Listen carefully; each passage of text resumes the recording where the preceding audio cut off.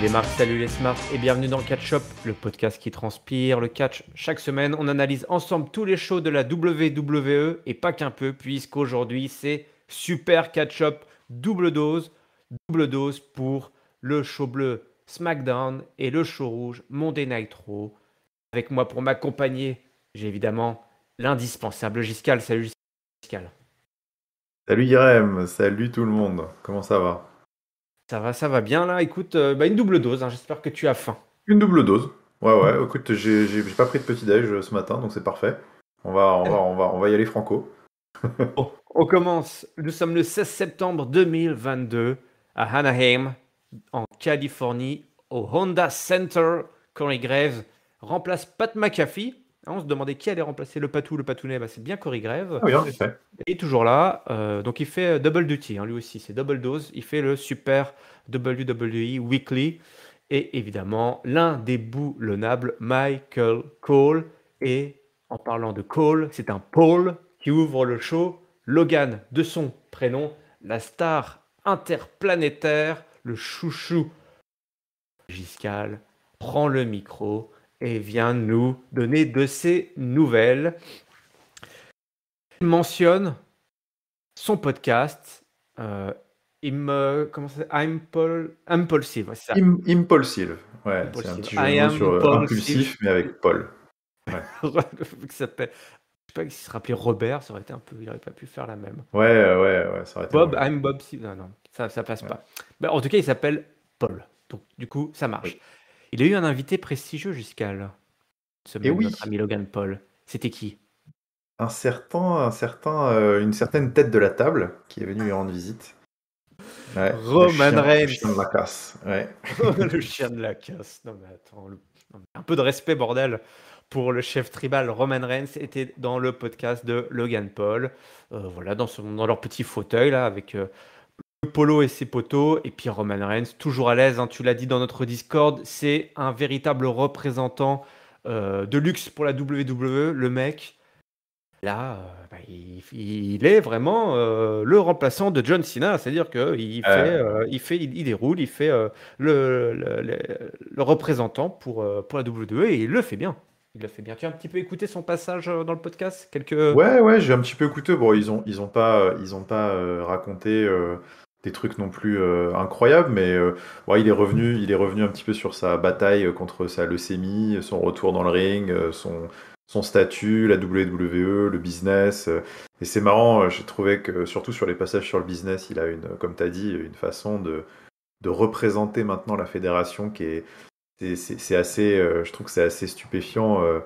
L'ampleur, on va dire, il remplit vraiment le costume, quoi. Il a vraiment pris maintenant la mesure de ce genre d'action un petit peu pillard. Et quand il parle du business, voilà, tu sens qu'il a le langage bien polissé, beaucoup de recul, une certaine. On a vraiment l'impression parfois d'entendre John Cena parler. Je trouve que c'est assez bluffant. Donc ouais, c'est vraiment. Il est comme un poisson dans l'eau maintenant sur ses petites sorties à flirter entre son personnage et vraiment le corporate man absolu. Donc il est très très fort, je trouve. Le représentant corporate de la WWE, c'est ici à Catch-Up de la bouche de Giscal que vous l'aurez entendu. D'ailleurs, très intéressant, on va voir avec la promo que va faire Logan Paul. Il y a eu tout un passage autour de comment on tient une promo, comment on tient le public. Ouais. Et que Logan Paul a découvert, il explique Logan Paul dans le podcast que lui, attends, le mec, il avait jamais regardé du catch de sa vie, quoi, et il comprenait pas c'est quoi les champs watts, par exemple. Ils ont parlé des champs watts, toi, d'où ça Ouais, vient. tout à fait. Il Ouais. lui a expliqué, Mhm. l'autre lui a expliqué, quoi, voilà, au début, tu te fais déstabiliser, mais voilà. Et l'autre, et c'est très intéressant parce qu'il a mis un peu en application ou tenté, on va voir s'il a Ah, réussi complètement. les, Ouais. les bons conseils de Roman Reigns qui est plutôt sympa parce que le mec file des cartes à jouer à son adversaire, à son futur adversaire, parce qu'à ce moment-là du podcast, on ne sait pas encore ce qui va attendre Roman Reigns et Logan Paul dans quelques semaines en Arabie Saoudite. Spoiler, ils vont s'affronter. Donc Logan Paul entre voilà, on sait, hein, il est détesté, il est adoré, voilà, il Il aimante est très très toute. polarisant. Ouais, c'est ça. Voilà, il polarise toutes sortes de réactions auprès de la foule. On n'y change rien, mais comme ils l'ont d'ailleurs mentionné dans le podcast, le pire, c'est de ne provoquer aucune réaction. On sait qu'à WWE, il y a encore des mecs qui ne provoquent aucune réaction. Peut-être d'ailleurs qu'on en aura dans ce weekly. Mais ce n'est certainement pas Logan Paul. Il explique donc qu'il a une conférence de presse à Las Vegas qui arrive et donc il provoque Roman Reigns. Il l'invite, il le demande de venir pour le rencontrer face à face lors de cette conférence de presse à Las Vegas. Débarque Paul Heyman, qu'on n'avait pas vu depuis longtemps, un autre polo. D'ailleurs, deux Paul pour le prix d'un. Mon bon Giscal. Ça fait plaisir de le revoir, Et oui. déjà, ce Paul Heyman. Oui, ça fait très plaisir. On se demandait s'il n'était pas définitivement mort depuis son F5 à SummerSlam. Donc en effet. Ouais. Accompagné par toute la Bloodline, y compris Sami Zayn, y compris Solo Sikoa et son titre de champion NXT nord-américain. Ça a de la gueule, hein, cette faction. Oh là là là là, l'autre, il Ouais, arrive avec sa serviette sur exactement. la tête. Là, et puis C'est ce que Sami j'allais te Zayn, dire. Je il y a trouve du monde. que le retour de Paul Heyman et Solo Sikoa, là maintenant ils arrivent à 5. Bon, déjà il n'y a même pas Roman Reigns. Le fait qu'ils arrivent en meute, là, comme ça fait vraiment que ça commence à faire vraiment très impressionnant. Parce que Sami et les frangins Usos, c'est rigolo. Mais là, le fait d'avoir l'arrivée d'un et le retour de l'autre, là, ça a vraiment de la gueule, je suis d'accord. Ouais. Heyman complimente donc Logan Paul. Il dit ouais, c'est vrai, il faut lui rendre cela. Logan Paul est monté dans un ring face à Mayweather, le célèbre boxeur. Hein. Money Mayweather, et que finalement c'est un mec qui aime se battre, c'est un homme de défi, Logan Paul, hein, il se lance dans des défis assez incroyables, il faut le dire, on l'aime ou on le déteste, mais il faut lui reconnaître que le mec il y va. Heyman continue de prévenir un petit peu Logan Paul, attention à ce que tu veux vraiment. Il lui parle d'ailleurs de son frère, Jack Paul, qui est un peu le même genre que Logan Paul aussi, qui aime bien chercher la bagarre, chercher les ennuis. Et surtout, donc, il prévient, il conseille Logan Paul, attention à ce que tu dis, parce que c'est Roman Reigns. Et tu veux certainement pas te retrouver dans un match avec Roman Reigns. Et là, Logan Paul dit, mais pourquoi t'as peur? Il a juste peur vous avez peur d'une conférence de presse. Vous êtes des chochottes ou quoi? Vous avez peur que je provoque Roman Reigns pour un match et pourquoi pas un match pour le titre? Ça y est, voilà, le défi est lancé quasiment à ce moment-là.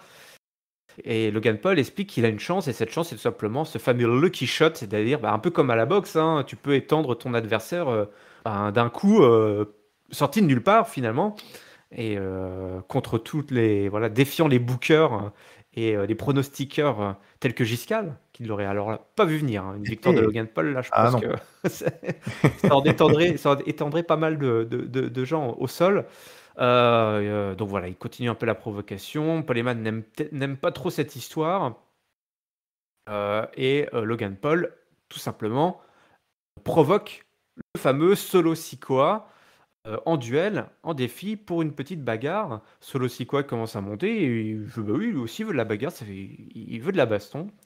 Et Logan Paul dit qu'il est prêt à étendre Paul Heyman avant même que l'autre il arrive. Et c'est là que Sami Zayn, voilà, le médiateur finalement, hein, le médiateur C'est arrive ça. Ouais. sous les chants de la foule.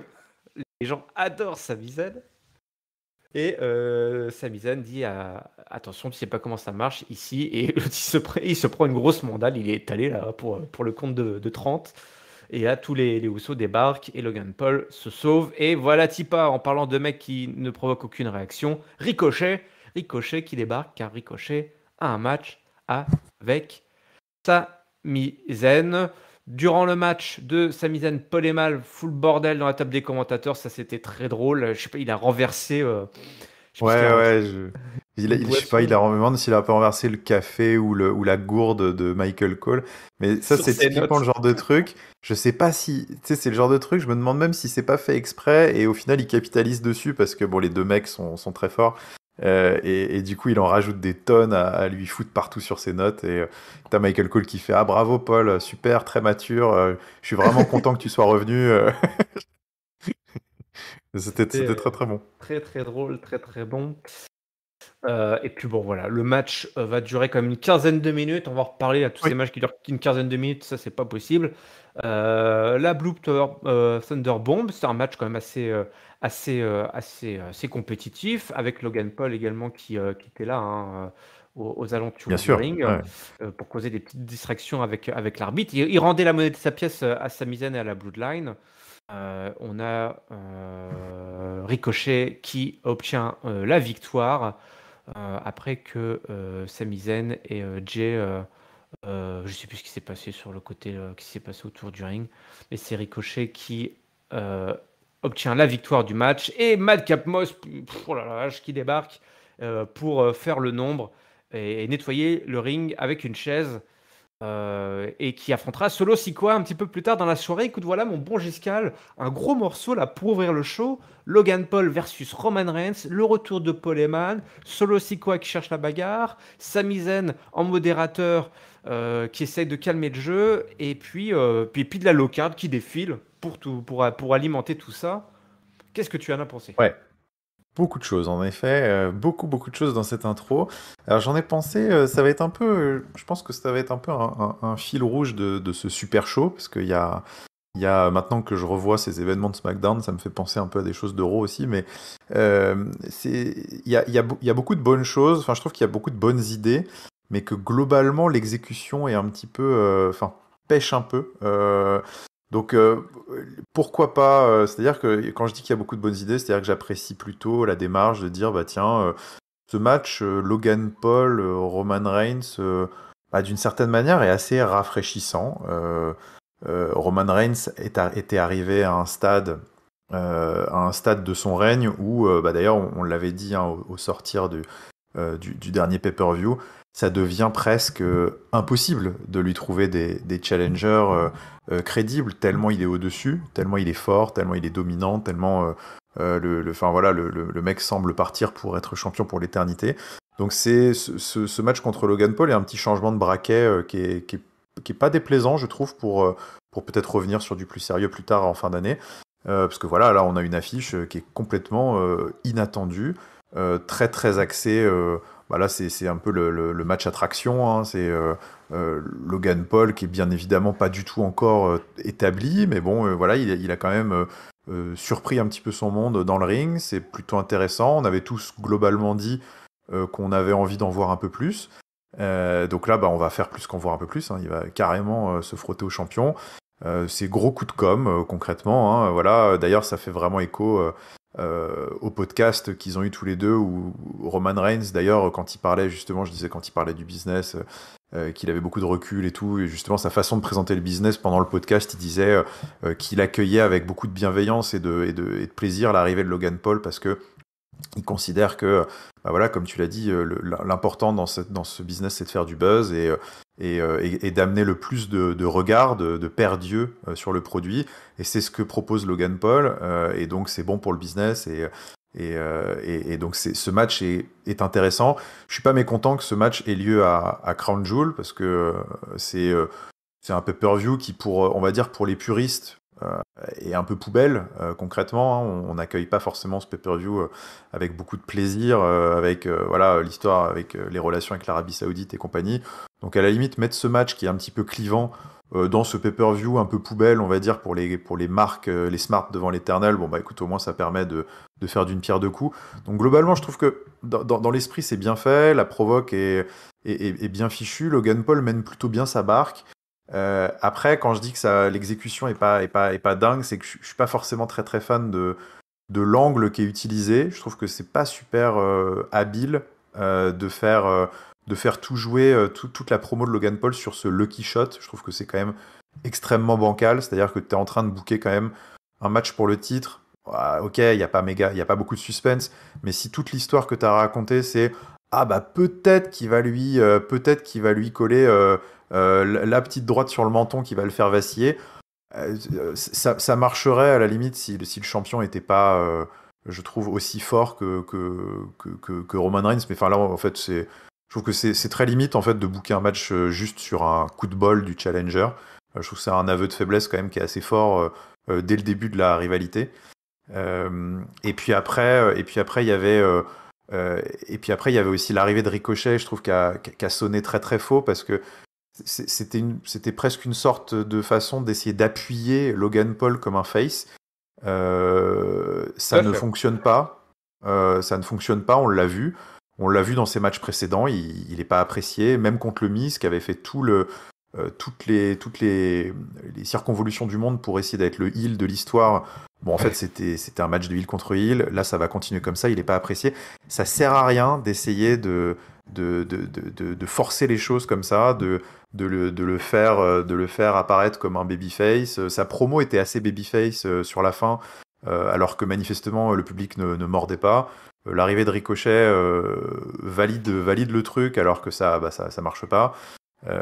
Donc, en fait, j'apprécie, on va dire, le sous-jacent, mais la forme, je pense qu'il y a. Je pense qu'on est parti sur un build très très bancal. S'ils veulent pousser un Logan Paul face et en plus un Logan Paul qui ne joue absolument pas sur ses forces, mais plutôt sur le coup de chat, d'essayer de faire tomber Roman Reigns, je pense qu'on va sur quelque chose d'assez décevant, et alors que pourtant il y a du potentiel. Donc, Et oui, d'ailleurs, il a quelques hauts faits qui peut amener et qui peut mettre en avant. Voilà, ce match avec Mayweather, qui avait, je crois, hein, il avait été. Comment c'était terminé comment? Enfin, il avait tenu plusieurs rounds oui, dans ce match. il avait tenu, en fait, il n'y avait pas eu de KO, ouais, c'est ça, Ouais, c'est ça.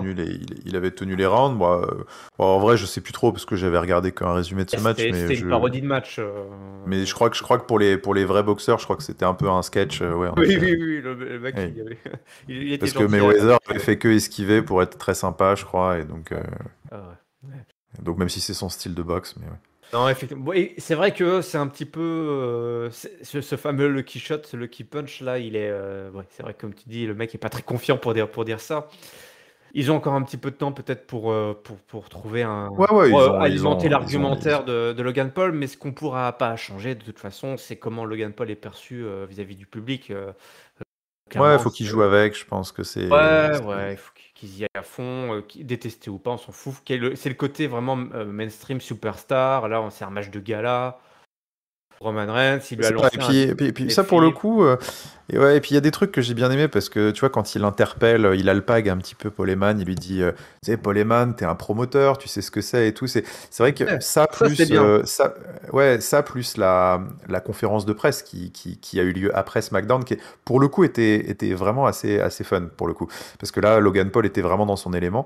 Bah justement, j'aimerais qu'ils jouent à fond, qu'ils assument en fait complètement le fait que ils ont commencé un petit peu à le faire, mais voilà, qu'ils y aillent vraiment à fond. C'est un match de totale promotion. En fait, c'est comme les boxeurs, le MMA, c'est vrai que c'est et le catch par essence, c'est vrai que c'est aussi un sport qui tourne autour de la promotion. Bah voilà, Logan Paul, c'est un autopromoteur. Paul Heyman, c'est le promoteur de Roman Reigns. Ils essayent de faire le match qui va ramener le plus de pognon, Ouais. le plus de traction. Et ben présentez-le comme ça, tu vois. Allez-y, c'est l'attraction.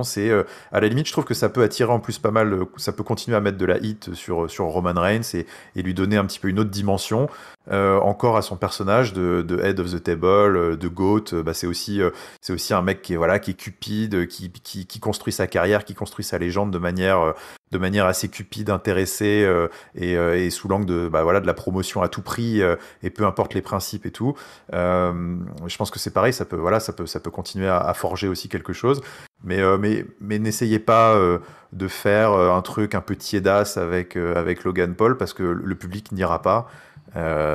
Et donc voilà, juste attention quoi. Toujours de l'embrouille hein, entre Sami Zayn et Jey Uso, ça c'est pas mal aussi. On continue un petit peu Oui, après. ça c'est très drôle J'adore ça. la dynamique Ouais. qu'il y a, mais même avec Solo Ah, c'est Sikoa, excellent. c'est Mm. excellent parce qu'on verra plus tard le Ah oui, match. oui, on verra un peu plus tard Il dans le. l'aime bien et Ouais. tout. Enfin, ouais, il y a une dynamique Ouais. vraiment entre tous ces membres de la Bloodline qui rend cette faction super excitante à regarder, à observer. Il se passe toujours quelque chose et on les retrouvera un petit peu plus tard. On a une vignette de Karrion Kross, je crois, oui, c'est ça, une Oui. vignette de Karrion Kross qui donne rendez-vous à Drew McIntyre. TikTok, TikTok. Mm. Bon, c'est pas Donc lui, très il a grave. oublié la ceinture, il va se concentrer sur McIntyre, Ouais, manifestement. bah ça, de toute façon, il fallait s'en douter, hein, clairement, qu'il est Ouais. venu se glisser entre Drew McIntyre et notre ami Roman Reigns. On pouvait se douter vers qui il allait vraiment aller une fois que la rivalité entre Ouais, c'est ça. l'Écossais et le Samoan était terminée. Et bien voilà, donc le rendez-vous est pris pour Drew McIntyre grâce à cette vignette de Karrion Kross. La Maximum Male Models School, Male Models from LA est là. On Eh a oui, Max et Maxine Dupree, une petite promo des promoteurs, justement, hein, des directeurs de casting. D'ailleurs, c'est très drôle. On a Max Dupree qui dit qu'ils sont, pas, ils sont à un jet de pierre de LA. Donc voilà, petit clin d'œil pour. C'est vraiment un petit bonbon pour ceux qui ont suivi la carrière de LA Knight à NXT, hein, ouais, tout à fait. l'ancien gimmick de Max Dupree. Moi, je l'aime bien. Il tient bien le micro, celui-là. Il fait un excellent chef de clan ridicule. Ouais. Et ce soir, ils nous présentent leur nouvelle collection. C'est la rentrée, hein, on est en Eh septembre. oui, La back nouvelle to rentrée, school. Back to Ouais. School Collection. Et donc débarque. C'est pas du tout glauque, ouais, ouais. Ah oui, oh oui, Ça oh, fait oh très la bizarre. vache. Et débarque donc Mace et Mansour. Avec Bonsoir, bonsoir. Mansour, ouais, ouais, là, faut voir la syntaxe orthographe de leur nom, c'est Ouais. fantastique. Et ils arrivent avec leur petit short décollier, leur petit cartable. Ils font des regards caméra, c'est magnifique. Mais ils ne vont pas bien loin. Et j'ai adoré. Écoute, cette séquence, moi, Aïe, aïe, je aïe. l'ai pliée. Ouais. Ils sont face caméra, ils font leur pose un peu à la Fashion Popo. Ils me font beaucoup penser évidemment à la Fashion Police. Je Bien retrouve sûr, ce bien petit sûr. plaisir de Locard d'un peu débridé. Et quand soudain retentit. Bro, de la musique de Braun Strowman, et là tu vois leur visage se décomposer, les yeux globuleux de Mace notamment qui nous fait des yeux, mais tu vois le blanc de l'œil, et ils se font démonter par Braun Strowman, mais en plus il les retourne comme pas permis. Shush, please. L'Alpha Academy revient remettre de l'ordre et c'est l'attaque par derrière d'Otis, la grosse bagarre. Otis qui parvient à placer un World Strongest Slam, donc la prise de Mark Henry sur Braun Strowman, ni vu ni connu quand même. Ouais, Euh, ouais, Même si au passage, je pense que Braun Strowman pèse moins lourd qu'Otis. c'est possible. Ouais. Oui, Et, oh oui, oh oui, et oui. totalement no-sell d'ailleurs par Braun Strowman. Bah, j'allais dire presque heureusement, parce que c'était un petit Oui, peu bizarre quand même. Braun Strowman qui se fait porter comme ça, alors qu'il vient de revenir il y a 2 semaines. Il se dit oula, attention à ce que vous faites. Mais il la nocelle et l'Alpha Academy quitte le ring. Ma question pour toi, Giscal, est-ce que quand tu iras chercher les enfants à l'école, tu vas porter la Back to School Collection de Max et Maxime écoute, Dupuis? sans doute pas avec autant de talent que Massé et Mansoir. D'ailleurs, big up à Corey Graves qui a été pendant tout le segment, qui a beaucoup ajouté aussi au segment parce qu'il était assez exceptionnel, totalement fan et surtout après terrorisé pour les deux. C'était très drôle. Mais écoute, je sais pas si je porterai cette collection. Elle est un petit peu trop échancrée pour moi peut-être. Je sais pas si j'ai le physique. À voir. Et puis peut-être que je risquerais de me faire attraper par la vraie police, pas Fashion. la fashion Oui, c'est police, pas mais la la vraie fait. police. Si jamais je vais devant la maternelle avec ça, je sais pas. Euh, non, mais écoute, ouais, écoute, segment très sympa. Je suis partagé encore une fois là-dessus parce que c'est drôle. Enfin, tu vois, j'ai envie de lâcher prise. Je trouve ça très drôle. Moi, je suis très client de Oui, ce oui, genre de oui. truc. Et en Oui, même oui. temps, je suis quand même vachement emmerdé par ce retour de Braun Strowman pour l'instant, Ouais. qui semble en mission pour défoncer toutes les tag teams. On revient un peu aux heures les plus sombres de la division tag team où qui servait généralement un peu de marchepied à des stars solo qui cassaient la low card tag team en veux-tu en voilà. Je suis pas très très fan de ce truc. Je préférerais voilà qu'on Ouais, Braun Strowman, voilà, moi j'aime bien Braun Strowman, physique incroyable en plus, hein, depuis, tu sens il a encore vachement bossé sur son physique depuis qu'il est parti. Il y a des trucs à faire avec ce gars-là. Bon, ok, c'était fun, mais ça me gêne un peu quand même. Ouais, je pense comme toi. Alors évidemment, moi je suis très client, moi, le maximum male models Hmm. et comme tu as dit Massé et Mansour parce il faut bien les prononcer quand même, c'est important. Puis là j'adore l'Alpha Academy aussi, Chad Gable, Ouais, tout ouais, ça, moi tout ça j'adore, j'adore, j'adore. Ouais. c'est très divertissant. Maintenant c'est vrai que Braun Strowman là-dedans, ouais, c'est en fait c'est bien pour eux, enfin ouais, c'est bien pour le divertissement, mais tu te dis, qu'est-ce qui va l'attendre, notre grand Braun Strowman là? Il va lui falloir quand même en faire quelque chose de plus consistant. Mais on ne sait pas trop quoi, c'est compliqué hein, de trouver un programme pour Braun Strowman en fait. Tu réfléchis. C'est sûr qu'avec avec cette histoire de titre mondial qui est, il y en a qu'un seul, quoi. Enfin, c'est compliqué, c'est compliqué. Après, il y a toujours des ceintures secondaires hein, qui sont jouables. Et puis après, il y a des programmes, il y a des programmes de haut profil qui n'impliquent pas forcément les ceintures.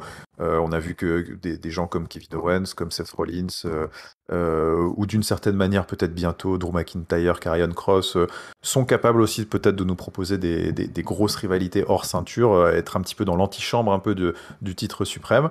Peut-être qu'il faudrait que Braun Strowman se trouve sa rivalité, parce que déjà je trouve que son retour a quand même énormément perdu en impact sur ces 2 semaines. Il est revenu, j'ai quand même le sentiment qu'il est revenu un peu dans l'indifférence générale avec son segment de la semaine dernière où il a fait valdinguer toutes les tag teams de SmackDown. Là, il double la mise en quelque sorte, il renfonce le clou avec un segment très très léger, très humoristique, très low card. C'est dommage, je trouve que c'est dommage. Voilà, à voir, hein, rien n'est fini dans le catch. Hein. De toute façon, ça va très très vite. Hein. Il suffit que dans les 2 prochaines semaines, il déglingue Gunther ou j'en sais rien et ça lance un truc et il y a des choses à faire, mais bon, pour le moment, c'est pas ça. Strowman versus Otis pour la semaine prochaine, mon bon Giscal. Écoute-moi, voilà un match qui m'intéresse, qui m'intrigue. Voilà, c'est comme deux gabarits assez Ce sera particuliers. rigolo. Ça va être sympa. Et effectivement, derrière, il va falloir trouver un programme pour notre monstre préféré, Damage Control. Et dans le ring, notre rôle modèle Bayley est là. Ding dong, hello. Elle nous représente à nouveau les championnes tag team de la division féminine. C'est leur show, voilà, peu importe où elles vont maintenant. La WWE leur appartient. Elles sont puissantes, elles sont fortes. Et Raquel Rodriguez débarque. Elle n'est pas contente. Elles disent qu'elles sont, qu'elle va se venger. Elle va se venger tout simplement de ce qu'elles ont fait alors à Alia, sa partenaire tag team. Elles l'ont démontée. Elle est, je pense, alitée dorénavant. Alia est alitée. Et donc, on a un match entre Raquel Rodriguez et Bayley ce soir. Donc, un match de prestige hein, pour Raquel. Hein, un match face à une ancienne championne WWE. Bayley, ce soir, qui est là. Dakota Kai et Io Sky, évidemment, qui sont là pour intervenir. On a notamment Bayley qui va travailler la jambe de son adversaire, mais Rodriguez va tenir bon, tenir le coup et parvenir à placer tout son arsenal, mais une distraction finale de Dakota Kai et Io Sky a permis à Bayley de remporter une victoire importante pour Bayley, une défaite importante aussi pour Raquel Rodriguez, puisque derrière s'ensuit un gros beatdown, 3 contre 1. Shotzi débarque, vous l'avez oublié, elle est toujours là, et elle fait fuir les heels, ça m'a rendu complètement dingue. Elles sont 3, elles sont fortes, elles démontent tout, et elles fuient face à 2 low-cardeuses, dont une qui a plus de jambes. Qu'est-ce que c'est ça, Giscal? Qu'est-ce que c'est? C'est pas possible, on peut pas faire ça. Non, c'est pas possible. Non, c'est pas possible. C'était vraiment pas très très bon. C'est encore une fois un segment qui part sur des bonnes idées et qui part en sucette sur l'exécution. C'est-à-dire que j'aime bien l'omniprésence de Damage Control de ces dernières semaines, qui sont partout, qui ont des segments au micro partout. Dakota Kai qui prend aussi pas mal d'épaisseur, je trouve, au micro, qui est pas inintéressante. Et le fait qu'elle voilà, ils disent maintenant on est championne, on peut aller où on veut quand on veut. C'est-à-dire que en quelque sorte en sous-titre, c'est maintenant on va pouvoir faire chier tout le monde partout et c'est pas mal parce que c'est une sorte de 3 petites pestes qui antagonisent tout le roster d'une certaine manière. Elles énervent tout le monde, elles vont partout et tu sens presque qu'elles s'attirent des ennuis par le simple fait d'être là et tout le monde les déteste presque naturellement, donc c'est pas si mal que ça. Et au final, ça accouche un peu d'une souris parce que derrière, on a un match qui était déjà très très fadoche. Bon, alors on passe sur le fait que l'expérience Raquel Rodriguez semble déjà sensiblement battre de l'aile. Bon, on parle même pas de celle d'Alia hein, qui a été carrément mise à l'infini. on l'a quand même un petit peu protégée. Elle a perdu en étant Oui, blessée parce que les autres ont c'est ça, ouais. triché. C'est-à-dire qu'on l'a mise à Bah, l'infirmerie, je pense que c'est pas non plus innocent, l'autre, mais par contre, voilà. oui, l'autre, c'est fini. Elle a envoyé des fleurs. Ouais, voilà, Voilà. on a envoyé les fleurs. Et donc Raquel Rodriguez, en effet, elle est un peu protégée, mais bon, elle perd quand même en 6 minutes de manière assez facile. Et puis après, ouais, l'arrivée de Shotzi, cette fuite à 2 contre 3 qui n'a aucun sens. C'est ça le problème, C'est. quoi. Je sais, ouais, c'est compliqué. Et puis à la limite, je m'étendrai sans doute un peu plus sur le sujet à Raw Et parce que ouais. je suis très très déçu de ce qui se passe aussi à Raw. Mais je pense qu'ils ont quelque chose de sympa avec Damage Control, mais j'ai l'impression qu'ils savent pas ce qu'ils veulent en faire en fait. Donc elles enchaînent les segments toutes les semaines et ça n'a pas forcément beaucoup d'intensité ou de finalité pour le moment. Donc Ah, voyons voir. bref, c'est dommage, contrôle. C'est Dommage Control, voilà, c'est ça. J'ai le titre pour notre review. Ouais, voilà, c'est une bonne chose de fait. Mais comme tu l'as dit, on les retrouvera à Monday Night Raw.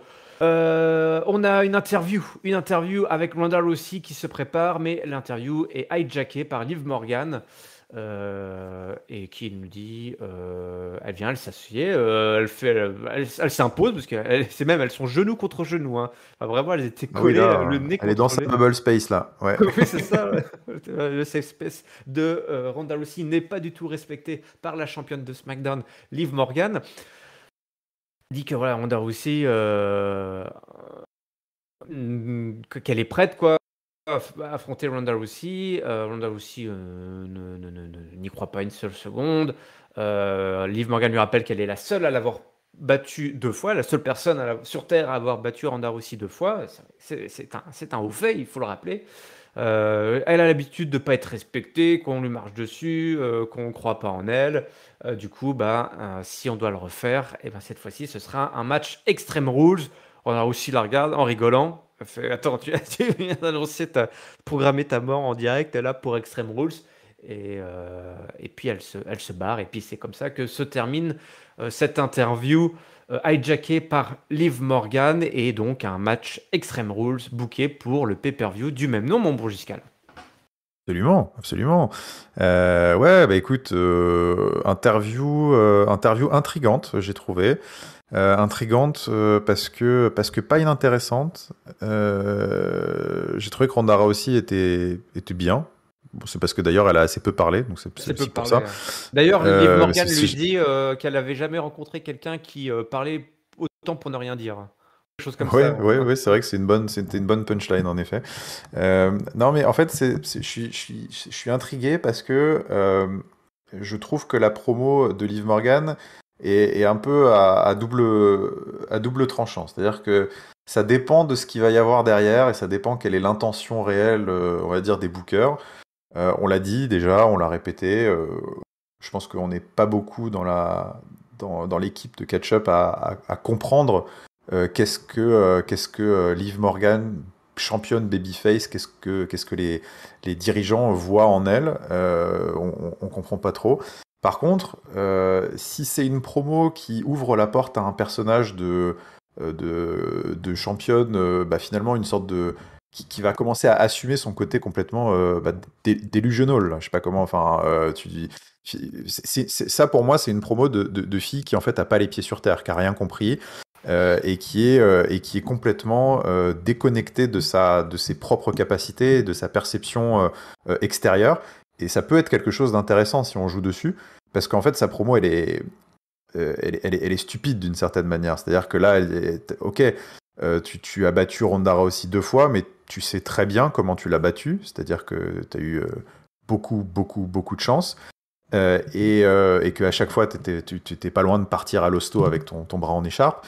Et que en fait, c'est débile presque de souhaiter un troisième match parce qu'il y a un moment où c'est la loi des grands nombres, c'est la variance, plus tu vas jouer et plus normalement le résultat espéré va finir par tomber. C'est-à-dire que c'est Ronda Rousey qui est favorite systématiquement.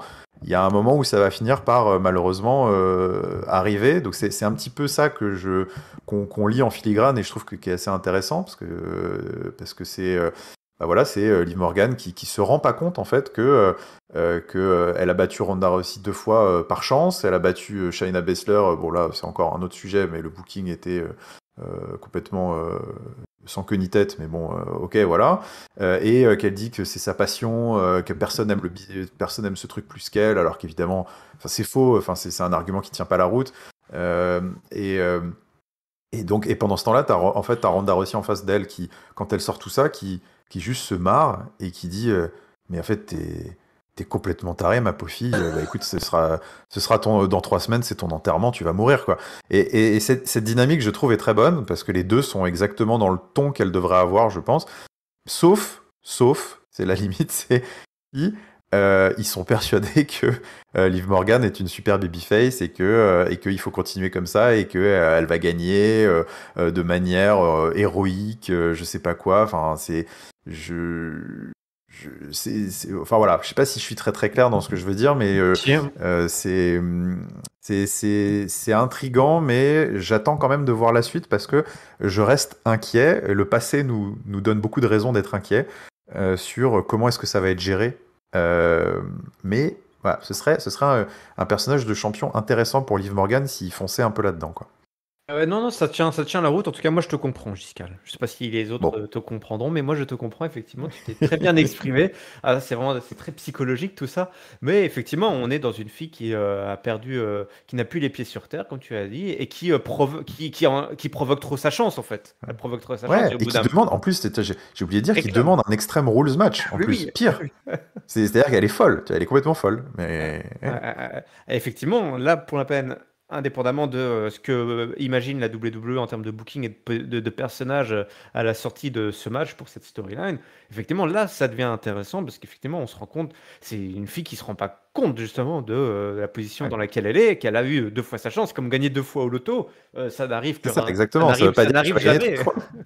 Voilà, c'est ça, c'est ça. Faut pas ou alors que tu t'emballes trop au casino, tu sais, qu'il faut savoir s'arrêter en fait. Il faut savoir repartir Ouais. avec elle a déjà remporté la mise en fait. Elle a déjà remporté. Bah Et oui, exactement. Elle a déjà gagné. Et il faut savoir se retirer puis c'est presque et jouer les codes, masochiste, hein. quoi. C'est presque masochiste d'aller Ouais. chercher un retour à la réalité qui, honnêtement, à Extreme Rules, ce retour à la réalité il doit arriver. Alors après, on peut toujours imaginer les choses qui se passent, qui vont, enfin tout est possible évidemment, hein. Tout peut faire en sorte qu'elle gagne, mais Oui, mais mais après, tu peux encore c'est-à-dire que maintenant, pousser il le faudra truc jusqu'au suivre. bout alors. Est-ce que tu pousses le Voilà, truc il jusqu'au faudra, bout il où tu la faudra fais suivre le truc. gagner encore par chance et que là vraiment, et que tu fasses cliquer le truc, c'est-à-dire vraiment que tu positionnes ce personnage comme un personnage, mais qui du coup deviendrait euh, Un un heal. Oui, imbuvable, ouais, voilà, un heal, oui, oui. quoi, qui devient une espèce de déesse, quoi, genre, enfin, ouais, Ouais, c'est ça, qui serait persuadée qu'elle est intouchable, que c'est intouchable, la voilà. meilleure, que de toute façon, elle a un tel parcours de vie et une telle passion que vous pouvez pas comprendre. Moi, j'aime trop ça. Vous, limite, vous méritez même pas tout l'amour que je mets dans le catch, vous le méritez même pas. Et personne pourra jamais me battre grâce à ça. Et en fait, elle devient ouais, totalement imbuvable grâce à ça. Et c'est quelque chose qui est possible de raconter dans un match de catch, hein, dans un Extreme Rules, cette prise de conscience, et puis peut-être en milieu de match, une sorte de réalité qui la faire tomber d'un seul coup. Elle se rend compte qu'elle va être incapable de gagner le match, elle essaye de fuir un peu, puis et puis elle finit finalement par gagner au bout du bout sur une énorme crasse, parce que finalement elle se rend compte que ce qu'elle racontait ne tient pas la route et qu'elle va peut-être devoir user d'autres stratagèmes pour gagner. Et là, elle va finir par peut-être un peu assumer aussi ce côté plus heal pendant le match. Et donc, il va y avoir peut-être ce turn un petit peu progressif qui pourrait être expliqué, enfin, qui pourrait bien se faire et qui pourrait déboucher sur quelque chose d'assez fun. Mais voilà, encore une fois, on avait essayé de fantasy booker avant leur deuxième match. J'avais proposé des choses déjà avec une victoire, avec un beatdown derrière de Ronda Rousey, un heel turn et tout, qui me semblait être la seule façon un peu de sauver le personnage de Ronda. Ils sont partis sur un truc complètement foireux. Euh, voilà, on essaye de proposer des trucs à chaque fois un peu qui nous semblent un peu logiques, mais jusqu'ici ça n'a pas trop été suivi, non pas qu'on soit prétentieux au point de dire que Toutes qu'on tes fait tout mieux, propositions mais ont été mises au pilon, mon pauvre pour Giscard. l'instant, ça a été écarté à chaque fois. On vous rappellera.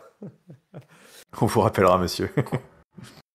Drew McIntyre, Drew McIntyre, de son nom, hein, débarque, il interrompt le show, il monte sur la table et puis il donne rendez-vous 3, 2, 1. Voilà, le temps, il joue 1, 2, 3, 3, 2, 1, TikTok, Claymore. Il regarde la caméra, intensité de l'écossais, le défi, le challenge est accepté. Il retrouvera très bientôt notre bon vieux Kieran Cross. Championnat pour le titre nord-américain qui oppose donc Solo Sikoa, la bagarre, et Madcap Moss. Madcap Moss, c'est tout simplement son premier title shot à la WWE. Madcap Moss qui reçoit donc une opportunité de championnat solo face à Solo pour le titre NXT nord-américain. Il est accompagné évidemment par les Usos et par Sami Zayn. Sikoa qui aura dominé le match, hein, qui surclasse son challenger jusqu'à ce que Madcap Moss parvienne à retrouver un petit peu de momentum. Mais c'est compliqué puisque Sikoa lui place un Uranage et Sami Zayn qui intervient également pendant le match, et la victoire de Solo Sikoa qui nous place, ouais c'est ça, une fois un rock bottom là, une espèce de rock bottom, hein, c'est un Uranage là, c'est la famille, hein, c'est la Ouais, ça prise, s'y apparente. ça s'y apparente, c'est une prise samouraine, on prend le mec avec un bras et puis on le jette par terre tout simplement, tiens allez au dodo.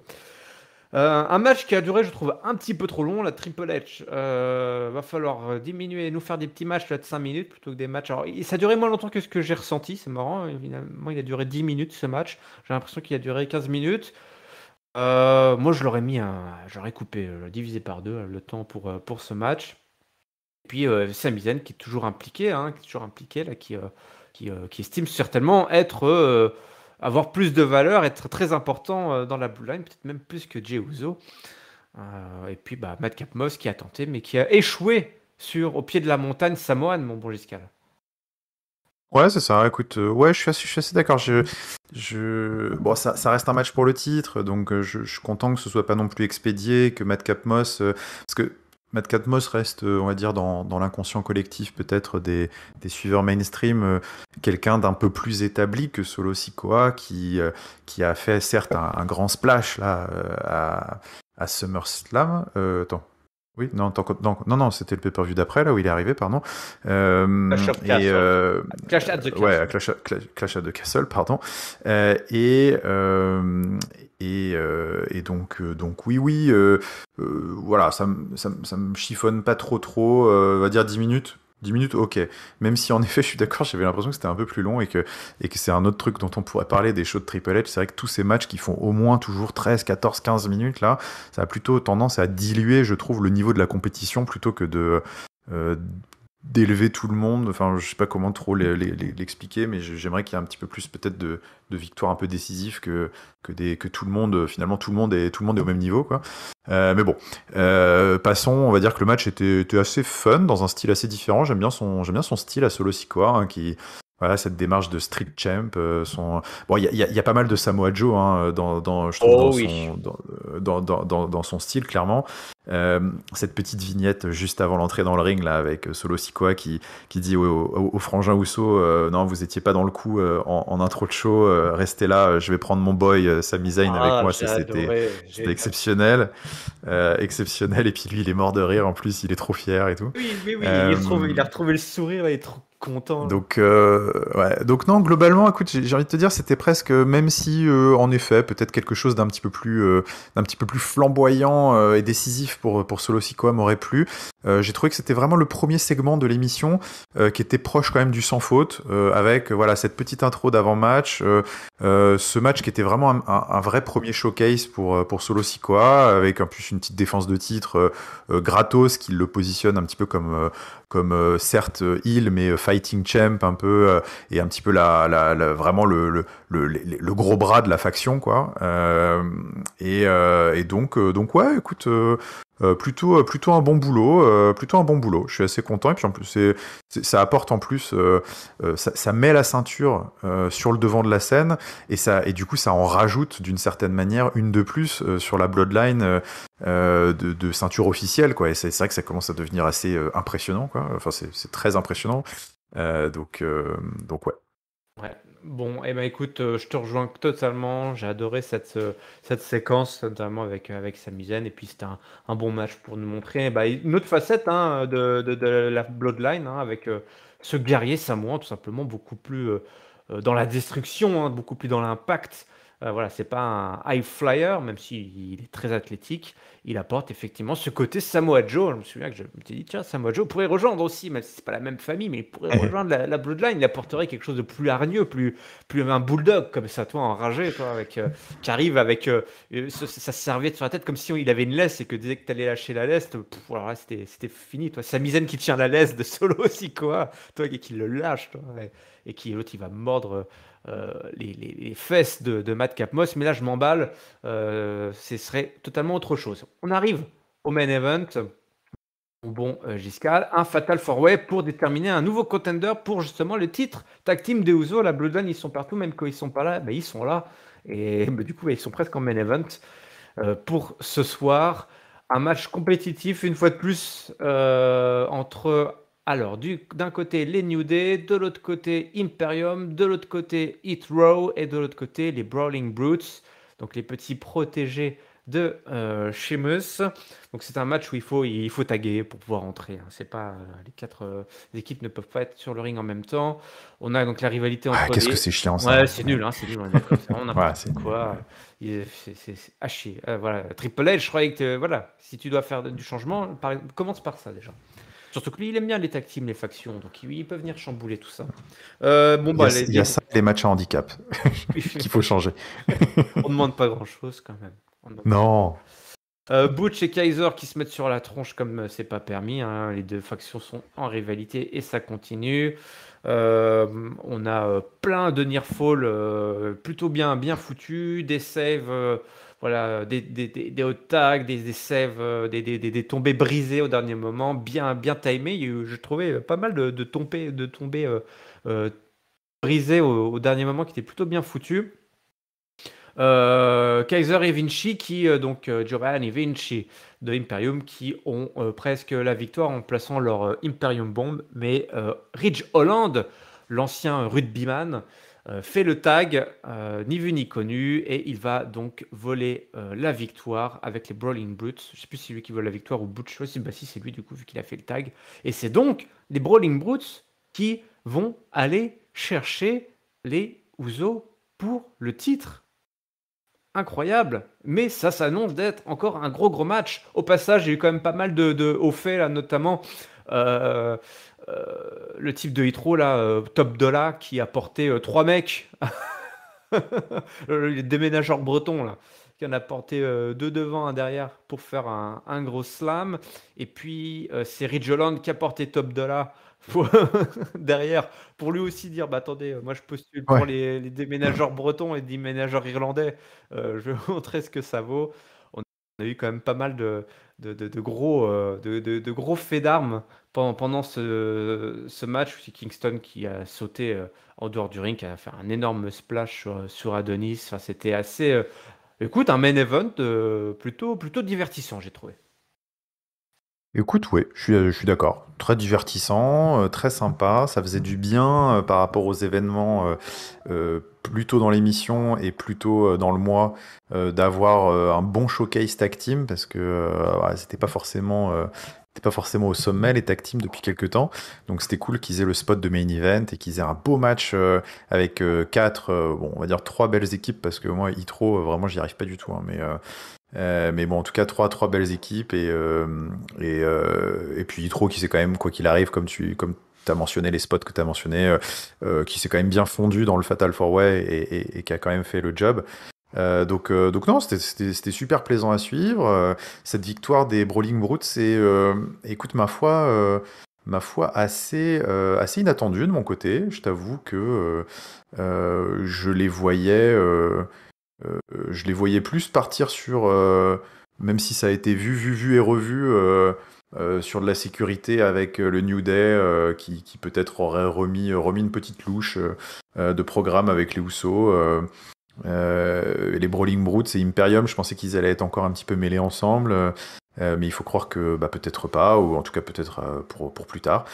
Donc non, jolie surprise, bien exécutée.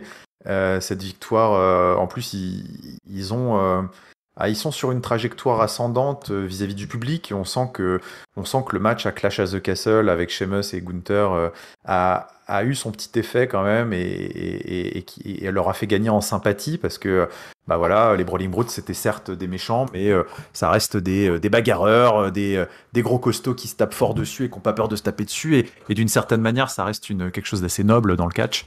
Donc tu sens que voilà, ils ont un petit succès et il y a quelque chose à faire avec eux qui est assez fun. Donc let's go, allons-y, programme rafraîchissant à venir. Affiche inédite, bonne façon de clôturer ce SmackDown et joli petit main event, ouais. Bah tiens, tu parles de clôturer ce SmackDown, Giscal. C'est l'heure du mot de la fin. On va partager notre top, notre flop et notre note. Si tu veux bien. Eh ben oui. Alors allons-y. Allons-y pour le top, le flop et la note. Alors, écoute, là, je vais commencer par la note. Je vais mettre. C'était un SmackDown qui m'a un petit peu déçu, dans le sens où, voilà, pas mal de bonnes idées, des petits segments disséminés qui sont intéressants. Mais globalement, j'ai eu quand même encore plus que d'habitude, hein, encore big up à Papy, mais un gros sentiment de low card général, de low card, de mid card général, on va dire, oui. Non, de mid-card, pardon, de mid-card général qui fait que je vais rester sur, bon, on va pas mettre la moyenne, c'est un peu sévère, mais un 2,75, je vais rester là-dessus. Le show est passé vite, c'était pas désagréable, mais c'était pas non plus transcendant, et je trouve qu'il y a pas mal de petites erreurs disséminées à droite à gauche qui font que ça rend le truc un peu moyen, quoi. Mon top, ça va être surprenant après qu'elle ait ramassé des flops et des flops et des flops. Et écoute, je vais le donner au segment Ronda Rousey, Liv Morgan, et plus spécifiquement à Liv Morgan, si sa promo vient d'une volonté totalement assumée. Voilà, je reviendrai pas sur mes explications nébuleuses et psychologie de comptoir et tout, mais je trouve que cette petite passe d'armes était assez intéressante pour peut-être reposer le personnage de Ronda Rousey, cette killeuse sûre de sa force et sûre d'elle et consciente de sa force, d'une certaine manière, parce qu'elle sait que voilà, c'est une machine de guerre dans le ring, quoi, et il serait grand temps qu'elle leur devienne. Et d'une certaine manière, par opposition, une Liv Morgan qui, elle, est inconsciente de son personnage, inconsciente de sa force. Et je trouve que ce paradigme et cette opposition, si elle est assumée, elle est racontée dans les semaines qui viennent, était quelque chose de vraiment très bien fait. Et mon flop, écoute, le flop, je vais le donner à notre bon père Braun Strowman, quand même, qui me fait un peu de la peine avec ce retour en grande pompe, qui était réclamé par toute la sphère internet du catch. On disait c'est incroyable d'avoir laissé partir Braun Strowman, regardez, c'est exceptionnel et tout. Et puis là, il revient dans l'indifférence générale, je trouve. Je suis pour l'instant très très déçu et j'espère que ça va tourner vite. Je te comprends. Moi, mon flop, je vais le donner à Damage Control qui fuit face à une fille à la jambe cassée et une autre avec des cheveux verts. Ça, c'est pas possible. On peut pas faire ça. Et puis mon top, je vais le donner à tout ce qui se passe avec la Bloodline. La Bloodline, tout le long de cet épisode-là, qui était omniprésente, et en particulier ce qui se passe un petit peu en arrière-plan avec Solo Sikoa, Sami Zayn et les frangins Ouzo. Sikoa est aussi un frangin Ouzo, mais vous m'aurez compris. Il se passe plein de choses. C'est très divertissant tout ça. Et ma note, je vais monter un petit peu plus haut que toi. Je trouvais que c'était un épisode divertissant, justement. Très divertissant, drôle, avec plein de choses très intéressantes qui se mettent en place. C'est vrai que voilà, en termes de construction, on est toujours un petit peu dans cette espèce de mid-card qui monte et qui descend. Mais bon, je ne sais pas s'ils vont trouver une solution tout de suite pour l'instant. Ça me gêne un petit peu de moins en moins, on va dire. Je m'y suis habitué, tant mieux pour moi. Du coup, je mets un 3,25 à cet épisode de SmackDown. On passe à Monday Night Raw, Giscal ? Bah écoute, en avant, allez. Et c'est parti, nous sommes le lundi, nous sommes le 19 septembre, et cette fois-ci, nous étions où ? Au SAP Center, le SAP Center, voilà, c'est du naming, hein, à San José, en Californie. Corey Graves est toujours là, Byron Saxton, évidemment, et Jimmy Smith. C'est Donc l'ouverture avec un match pour ce Monday Night Raw de Seth Rollins qui va affronter Bobby Lashley. C'est donc Seth Rollins qui ouvre le show. Il est rejoint par Bobby Lashley, notre champion des États-Unis, pour un gros match finalement. On parlait de low carder, de mid carder à SmackDown. Là, on a quand même un Monday Night Raw du main eventer qui ouvre peut-être avec un peu de surprise. Hein. C'est le match d'ouverture. C'est assez rare. On se croirait presque dans un pay-per-view. Là, ce match de titre US défendu à l'ouverture du show. La foule scande et derrière les deux hommes, hein, finalement, Seth Rollins, Bobby Lashley, c'est quand même des gars bien établis qui font réagir la foule. Alors, Low Almighty, évidemment, au département puissance, il est le premier, mais face à lui, c'est pas non plus un nain. Le visionnaire, l'architraite, le révolutionnaire, Seth Rollins, Seth freaking Rollins, il est agile, il est fort lui aussi. Il est même un petit peu plus rapide que Bobby Lashley, donc il parvient à tenir un petit peu le champion à distance. Mais pour autant, l'ancien champion de MMA parvient toujours à contrer l'arsenal de Seth Rollins, notamment cette séquence incroyable où Seth Rollins vient placer arme un curbstone et Bobby Lashley ne bouge pas, il nocelle totalement le curbstone, c'est-à-dire qu'il bloque le curbstone avec la puissance des veines de sa nuque. Sa nuque. Ah mais j'ai trouvé ça super. Excellent ça. Ouais, excellent. C'est un move, une séquence de pay-per-view quoi. Franchement j'étais mais comme un fou quand j'ai vu ça. C'était un match de pay-per-view j'ai trouvé. Ah ouais, c'était incroyable. La foule était chaude. D'ailleurs big up à cette foule de San José qui a fait vivre ce Monday Night Raw du début jusqu'à la fin. Voilà, on dit parfois la foule en Californie on sait pas trop. Là à San José on est bien et on était chaud du début. Pendant ces 3 heures de show, hein, c'était assez long évidemment, mais ce premier match nous a rendu complètement dingue. Et Matt Riddle arrive, fou de bordel, distraction sur Rollins et Lashley qui plie le match avec un énorme spear. 1, 2, 3, victoire de Bobby Lashley. Là, on démarre en trompe, là, mon bon Giscal. Ouais. Quelle ouverture de show avec ce match que peu de PLE ou de pay-per-view, les nouveaux pay-per-view, peu de PLE auraient renié, je pense. Excellent match. Bon, de toute façon, Seth Rollins, je pense, incapable de faire un mauvais match depuis une éternité maintenant. Et ce Bobby Lashley, super over avec la foule, magnifique champion US qui dans une moindre mesure, parce que j'aime souvent dire Roman Reigns va être champion pendant mondial pendant très très longtemps et tout, pendant des années. Je pense que Bobby Lashley, il n'est pas encore venu, je pense, le mec qui va lui enlever la ceinture, parce que elle lui va vraiment bien, ce almighty Bobby Lashley, babyface et tout, connecte vraiment bien avec les fans depuis maintenant plusieurs mois. Et il fait vraiment un beau champion US, et je pense qu'il fait un beau porteur de ceinture pendant encore un bon moment. Donc ça, bon, c'était la petite parenthèse, mais en tout cas, ouais, super match, beaucoup d'innovation, beaucoup de séquences sympas. D'ailleurs, beaucoup d'innovation, c'est peut-être ce sentiment que j'ai eu, parce que cette affiche était peut-être assez inédite. C'est vrai que j'ai pas forcément souvenir d'un Seth Rollins Bobby Lashley de mémoire très récente, donc c'était vraiment très cool. C'était un match qui, voilà, Bobby Lashley, comme on a dit, super champion US, très très fort et tout, ne doit pas perdre ce match, et qui plus est, ne doit pas être trop faible dans la victoire, en quelque sorte. Et en même temps, Seth Rollins n'avait absolument pas du tout, il fallait pas casser son momentum.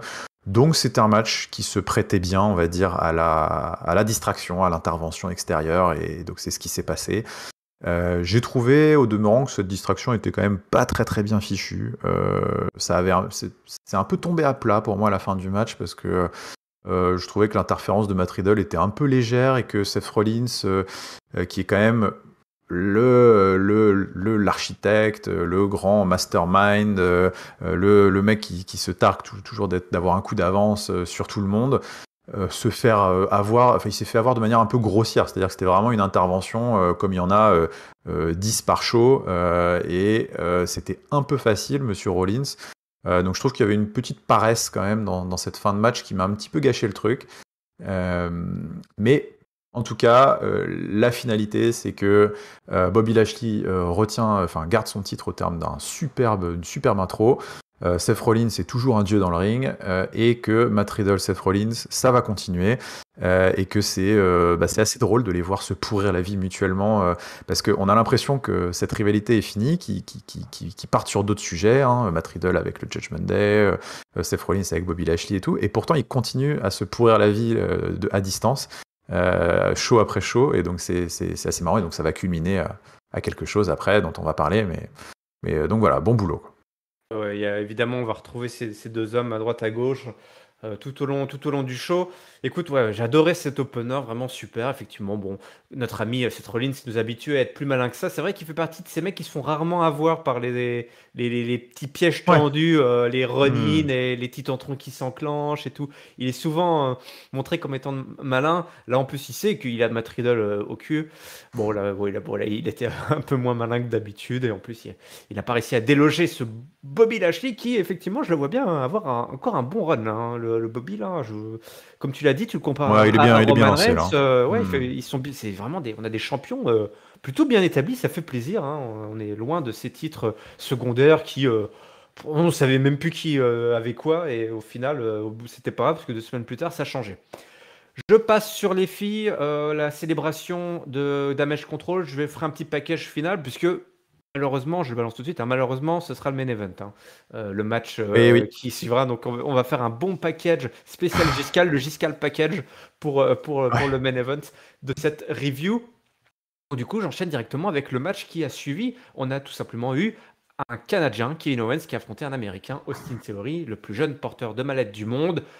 C'est la grosse prise de bec entre les deux. On se souvient tous de cette promo incroyable, hein, la semaine dernière entre Kevin Owens qui a malmené et qui a porté quasiment Austin Theory aux larmes, qui est reparti enragé, hein, Austin Theory. Il a la rage en lui dorénavant.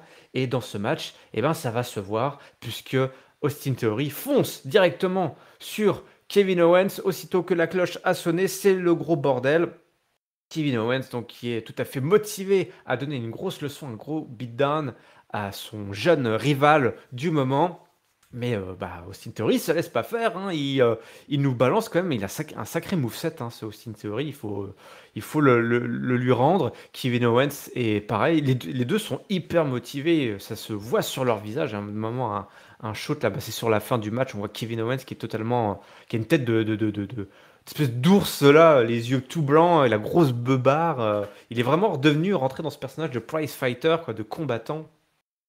Et donc le match reprend, et à un moment donné, Austin Theory s'apprête à utiliser sa mallette pour attaquer Kevin Owens parce qu'il n'arrive pas à prendre le dessus sur ce match, mais la mallette n'est plus là. Pourquoi? Parce que Johnny Wrestling, Johnny Gargano, lui a prise, il le lui a volé, et le pauvre, ça suffit à Austin Theory pour être justement suffisamment distrait pour se bouffer une pop-up powerbomb.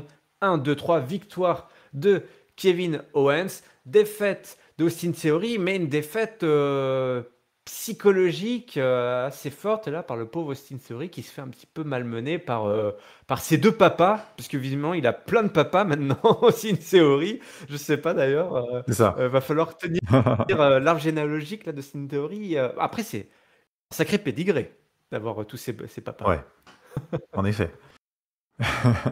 Non, ouais, gros match encore une fois. Presque, pas loin, dans un style différent, mais enfin presque aussi. Je l'ai presque autant apprécié que le premier. Vraiment, ouais, grosse prestation, et j'ai bien aimé. J'ai bien aimé la façon dont ça a été raconté, ce match. En effet, comme tu l'as dit, ça allait dans le prolongement de cette promo exceptionnelle de la semaine dernière. Avec un Austin Theory piqué à vif, voilà, vraiment piqué dans son orgueil. Et c'est un petit peu comme ça que s'est passé toute la première moitié du match, à savoir que Austin Theory a vraiment essayé, quoi.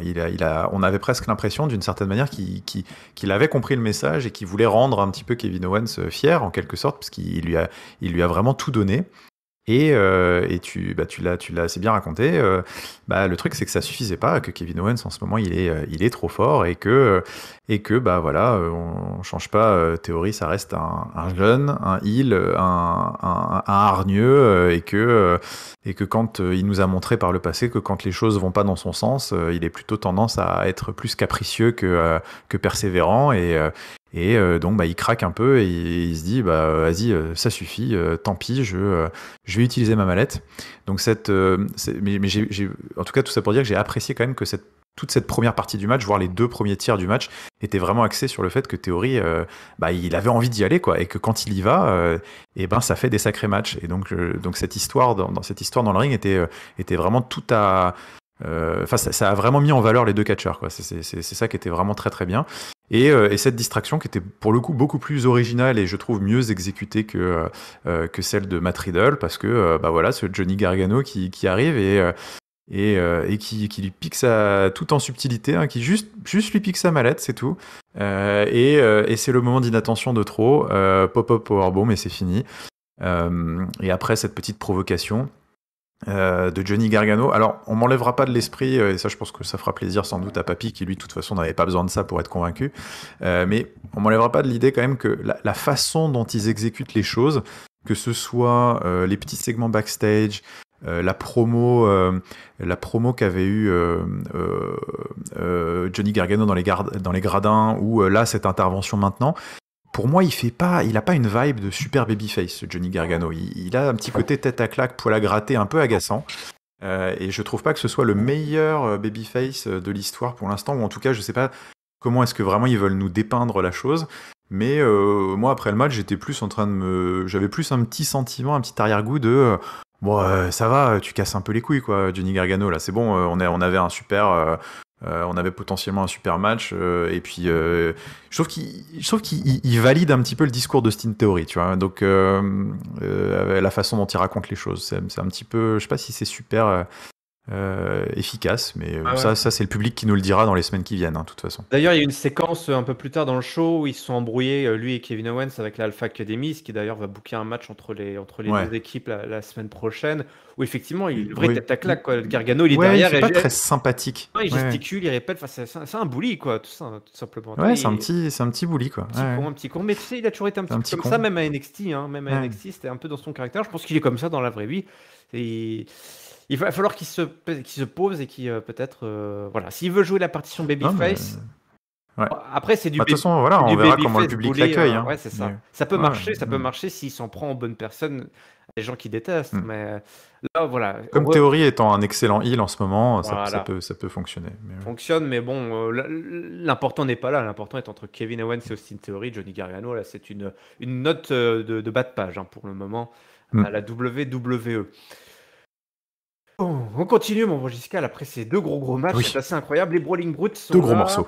On a, alors il y a plusieurs choses. Il se passe des choses backstage, mais je vais garder ça pour plus tard. On a les Brawling Brutes qui viennent. Bush sait que c'est la bagarre ce soir. Rich sait que voilà, ils vont gagner le titre tag team et qu'ils vont tout simplement diriger cette division tag team le lundi et le vendredi. Et oui, on est bilingue ici à Catch Up. Ils se font interrompre par les Street Profits. Et oui, les Street Profits qui les félicitent pour cette victoire, fair play, habillés. Alors c'était l'équipe de baseball locale de San Jose, habillée évidemment aux couleurs de l'équipe locale. Et Montesfort, donc, qui se présente et dit voilà, vous avez roulé sur toutes les équipes, sauf nous. Et c'est vrai que c'est pas n'importe qui, hein, les Street Profits, finalement. Ils avaient presque oublié, enfin pas oublié, mais voilà, ils étaient mis un peu légèrement de côté après leur défaite malheureuse, leurs différentes tentatives d'aller chercher les Usos. Et bien, effectivement, beau test ce soir. J'ai trouvé que c'était une très bonne idée de les booker face aux Brawling Brutes, histoire de vraiment valider ce challenger, là, cette équipe de challenger qui avait gagné dans un Fatal 4-Way. Alors, on sait toujours que c'est conditionné par beaucoup de choses, hein, quand tu gagnes un Fatal 4-Way. Finalement, c'est plus, peut-être des fois, c'est les autres qui perdent plus que toi qui gagnes. Là, ce soir, va falloir gagner en affrontant des anciens champions tag team. Et c'est ce qui va se passer dans un match très costaud, avec une fois de plus Ridge Holland qui va faire une belle démonstration. Butch qui fait la bagarre. De toute façon, c'est des bagarreurs, tu l'as dit dans notre analyse de SmackDown. Il cherche la bagarre et il la trouve. On a un match donc contre les Street Profits qui est toujours très impressionnant. On a Dawkins qui fait des gros dropkicks là, qui donne des gros coups d'épaule pour envoyer les mecs valdinguer à l'autre bout du ring. C'est toujours très divertissant. 2 belles équipes et à la fin, une victoire clean pour Holland et Butch dans un gros momentum en direction de leur match de championnat qui aura lieu vraisemblablement à Extreme Rules. Est-ce qu'ils ont validé définitivement leur ticket là, de Challenger?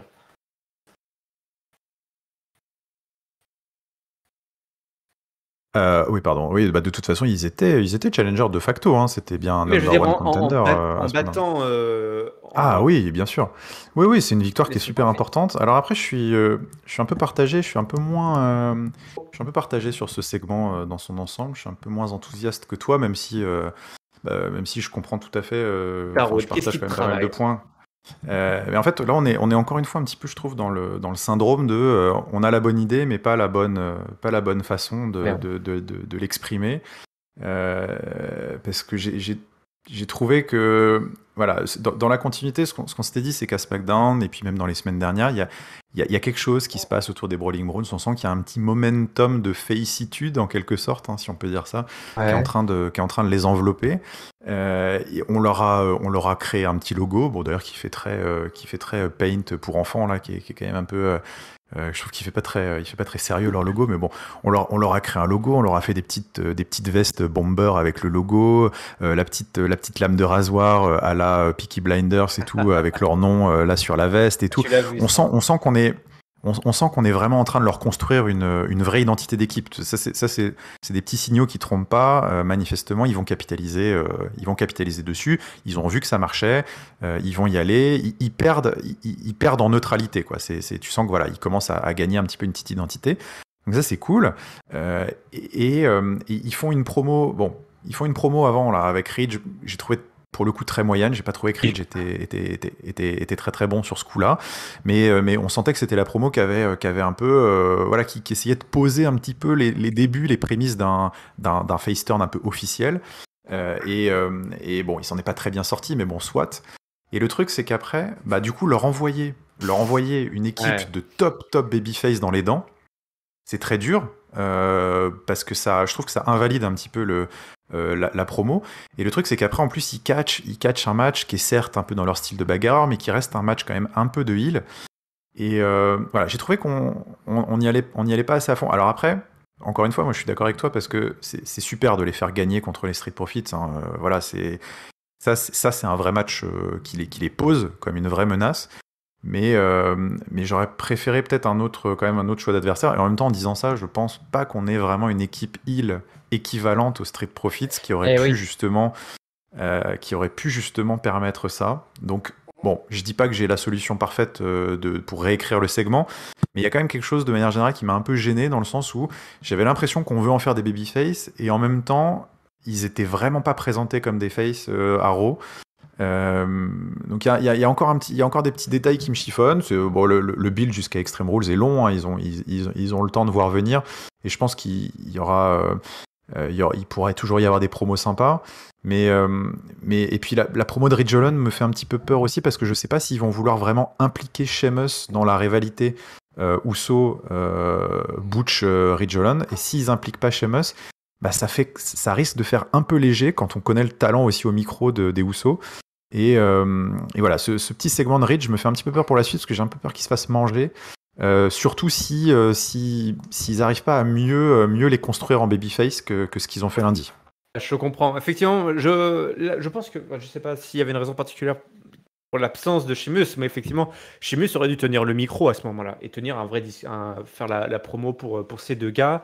Et peut-être qu'on aurait pu à la fin du match, limite presque pas faire une poignée de main, mais presque quelque chose, toi, où les Street Profits valident, parce que c'est ce qu'ils sont venus faire, les Street Profits, ils sont venus en disant, bah voilà, pour valider vraiment votre Ouais, je pense que ça aurait position de été une bonne contender, addition. ouais, Ouais, t'as raison. valider, bah vous allez la valider en affrontant les top babyface d'anciens champions, grosso modo, une fois que tu as battu les Street Profits, c'est que tu es legit en tant que first contender et qu'en plus tu gagnes ce match clean.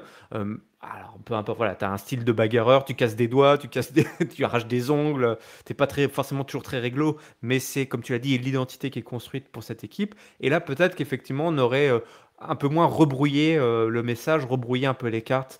Je te rejoins. Bon, c'est un petit détail, mais ils auraient pu faire, justement, toi, hein, en s'appliquant un tout petit peu, ils auraient pu justement booster un petit peu cet élan, le Ouais. valider aux Et puis yeux je trouve du public. que Ouais, puis je trouve que leur nouveau finisher est vraiment pourri.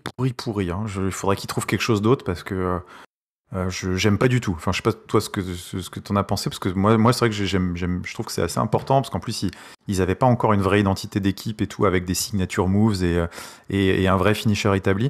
Là, le coup de je te porte en souplesse et l'autre vient me mettre un coup de pied dans la tête et c'est Ouais. fini. Je trouve que c'est un peu, ouais, c'est un peu naze quoi. Mais bon, Comme tu dis, là, c'est une combinaison en fait. T'as le move de l'un et le ouais, c'est move une de l'autre, donc combinaison quoi. ceux, ils ont pas trop Ouais, ouais. travaillé encore ce finish. Bon, ils étaient pas prêts. Ils ont passé plus de temps à coudre leur petit blason sur leurs C'est ça. bombers et à se mettre et à cacher des lames de rasoir dans leur chapeau. Effectivement. Bon, écoute, l'affaire est en route, ils y vont et on va voir si la mayonnaise va continuer de prendre pour cette équipe qui, mine de rien, est rafraîchissante. Une équipe rafraîchissante. Alors, direction le Judgment Day. Alors, il s'est passé pas mal de choses backstage. Tu me diras si j'en oublie, mais on a eu une première séquence avec Riddle et qui avait un match, qui annonce qu'il a un match ce soir. Et puis, il y avait l'interview de Rey Mysterio, je crois aussi. Ouais, une interview de Rey Mysterio que Riddle vient interrompre, et puis ils se font un check bro et il explique que ce soir, bah, les deux sont en paire et vont affronter le Judgment Day. C'est un petit peu ça. Je crois que Rey Mysterio a dit il espère encore retrouver son fils. Il explique qu'il a beaucoup Il se met dans la tête de Dominique. Il dit que Dominique, il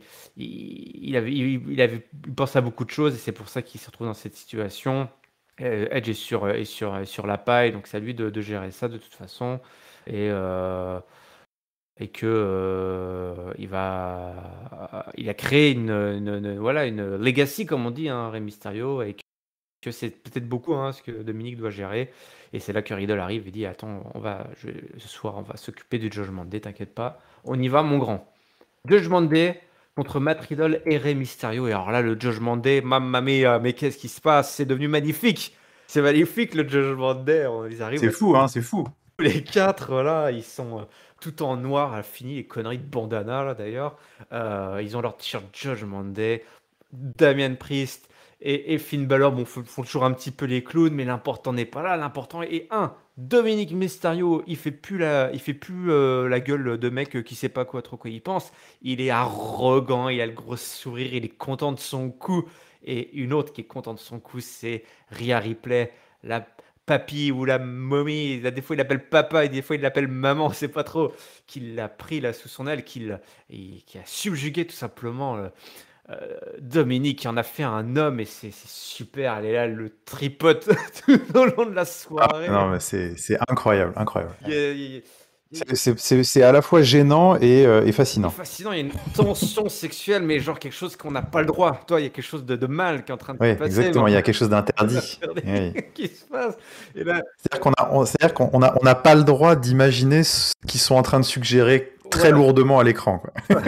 En fait, c'est de notre faute, hein, si se Oui, passe. c'est ça, c'est nous qui sommes pervers, parce il s'est rien passé là, mais. Non, c'est juste la famille, c'est juste des gens, voilà, qui s'apprécient, ils ont un nouveau membre dans leur faction, et voilà, c'est tout, c'est comme ça. Mais c'est vrai, c'est hyper chargé, quoi. C'est très tendu. C'est très chargé. C'est C'est- très chargé. Ah, il a le sourire jusqu'aux oreilles, l'autre là, comme vraiment, bah, comme le gamin qui vient de découvrir, qui vient de découvrir la vie, quoi. c'est c'est génial, Il franchement. sort de la chambre à coucher, il se dit, waouh, putain, Yeah. c'était. Ça durait 2 minutes, mais voilà, il a vu les étoiles, quoi. Il est passé de l'autre côté maintenant, c'est un homme. C'est ce que lui répète de toute façon Rhea Ripley. Bon, le match s'ensuit, un tag team évidemment, avec le contrôle qui est pris très rapidement, la des méchants. Mais Riddle qui ne se laisse pas avoir, il utilise toute sa puissance pour placer des grosses souplesses, hein, les gut wrench souplesses, le tag avec Rey Mysterio pour des spots en duo. La deuxième mi-temps, la cadence s'accélère, les quatre hommes placent des gros moves, c'est plutôt un bon match, c'est plutôt une bonne alchimie, parfois plus entre certains protagonistes, mais ça fonctionne plutôt bien. Beaucoup d'interférences évidemment avec Dominique et Rhea Ripley qui sont là. Et en plus, Rollins qui débarque du diable au Vauvert, là, il était caché sous le ring ou je sais pas où, là, je l'ai même pas vu arriver. et qui fuit pardon, sous la menace de la chaise prise par Rey Mysterio, et Balor qui en profite pour placer le coup de grâce sur Papa Rey Mysterio. 1, 2, 3, victoire du Judgment Day. Dominique qui se bouffe une hit monstrueuse parce qu'ils ont fait, quand même, j'en ai pas parlé, mais ils ont fait une énorme promo. Dominique, la oui. hit de dingo, Ouais, incroyable. cocotte minute. On était à des niveaux Vicky Guerrero, quoi. Enfin, franchement, un simple, rien qu'il prenait le micro, il disait, mais on n'entendait même pas ce qu'il disait. On n'entendait pas ce qu'il disait, la foule. Et les 4 là, mais ils sont bénis, ils ont kiffé. Ils ont kiffé de se faire ils ont vraiment kiffé. tuer Surtout, pendant 5 c'était drôle minutes, quoi. parce que c'était surtout les 3 autres qu'on kiffait parce que enfin, je sais pas si, moi j'ai eu vraiment le sentiment pendant ce moment de hit hallucinant parce qu'en effet, je voulais en parler, c'est que Dominique Mysterio presque il était au milieu de tout ça, pas vrai, il savait pas vraiment comment le gérer, ni peut-être il prenait la mesure de ce qui était en train de se passer, parce que ce qui était en train de se passer, c'était quand même une énorme validation de l'histoire, quoi, parce que voilà, et ce qui est quand même assez inattendu quand on sait d'où on part, quoi. Et par contre, tu vois, alors que autour de lui, les 3 qui lui tournaient autour, là, eux, ils se rendaient vraiment compte de ce qui était en train de se passer, et tu voyais qu'ils kiffaient vraiment legit, quoi. Et c'était ce décalage était à la fois un peu touchant pour Dominique Mysterio, parce que tu voyais bien qu'il est très très loin du niveau d'expérience des 3 autres, et en même temps ça ajoutait aussi un peu à l'histoire qu'ils essaient de nous raconter, à savoir que c'est un tout petit qu'ils ont volé à leur père, quoi, et vraiment il sait pas gérer ses émotions, quoi, et donc c'était vraiment très très drôle comme moment et assez incroyable. Il dit, il y a plein, ils prennent chacun leur micro, mais t'as raison, il le guidait, tu voyais, t'avais un replay qui lui Oui, donnait il le le petit guidait. coup, il dit Ouais. vas-y, mets-toi là, vas-y, prends le micro. Enfin, toi, on sentait qu'il le guidait parce que les 3 vétérans, même si Rhea Ripley est très jeune, mais voilà, elle a quand même, elle agit comme une vétéran là, dorénavant. Et puis Finn Balor et Damian Priest n'étaient pas en reste. Ils ont tous pris le micro pour bien alimenter la hit. L'autre il dit ouais, maintenant je suis un homme, là, Dominique. Il dit je suis avec ma vraie famille. L'autre dit ouais, je sais, moi je suis son papy. On est fiers de lui, de notre petit poulain. Effectivement, ce petit garçon qu'on a volé à son papa et on en a fait un homme. C'est formidable, franchement, là, Dominique Mysterio, c'est incroyable ce qui est en train de se passer là. T'as raison, il prenait pas la mesure, il comprenait pas tout, il s'est pris une vague. Je pense tu peux pas imaginer. Il n'imaginait certainement pas ce soir. Non, je pense pas qu'ils avaient imaginé un tel succès en quelque sorte, ça c'est sûr. Ils font même une photo de famille. Faut se demander une photo. Il ferait une photo de famille, c'est énorme. Mais tu vois, je pense que ils ont peut-être trouvé la bonne tonalité au groupe. Parce que on sent Damian Priest, c'est un peu détendu. Ouais. Il arrête de prendre sa grosse voix en mode Punisher, film apocalyptique de nanar, de nanar de film d'horreur et tout, horrible. Finn Balor est devenu un petit peu plus goofy, un peu plus détendu, plus rigolard et tout. Et Rhea Ripley continue de crever l'écran. Enfin, c'est clairement, c'est vrai que les yeux sont sur elle, quoi, quand ils sortent sous le petit entrant. Et ce côté peut-être un peu plus, pas forcément léger, c'est pas le terme, mais peut-être encore une fois, peut-être un peu à la manière des Brawling Brutes, peut-être un petit peu plus d'identité au groupe, c'est-à-dire qu'on commence à peut-être mieux apprécier leur caractère, ils commencent à peut-être aussi qu'ils commencent à aussi mieux maîtriser leur personnage et se forger vraiment quelque chose de plus personnel, de mettre leur touche personnelle dans leur gimmick, peut-être ce qui manquait un petit peu par le passé, où c'était une sorte de collection de mid-carders qui disaient des choses génériques.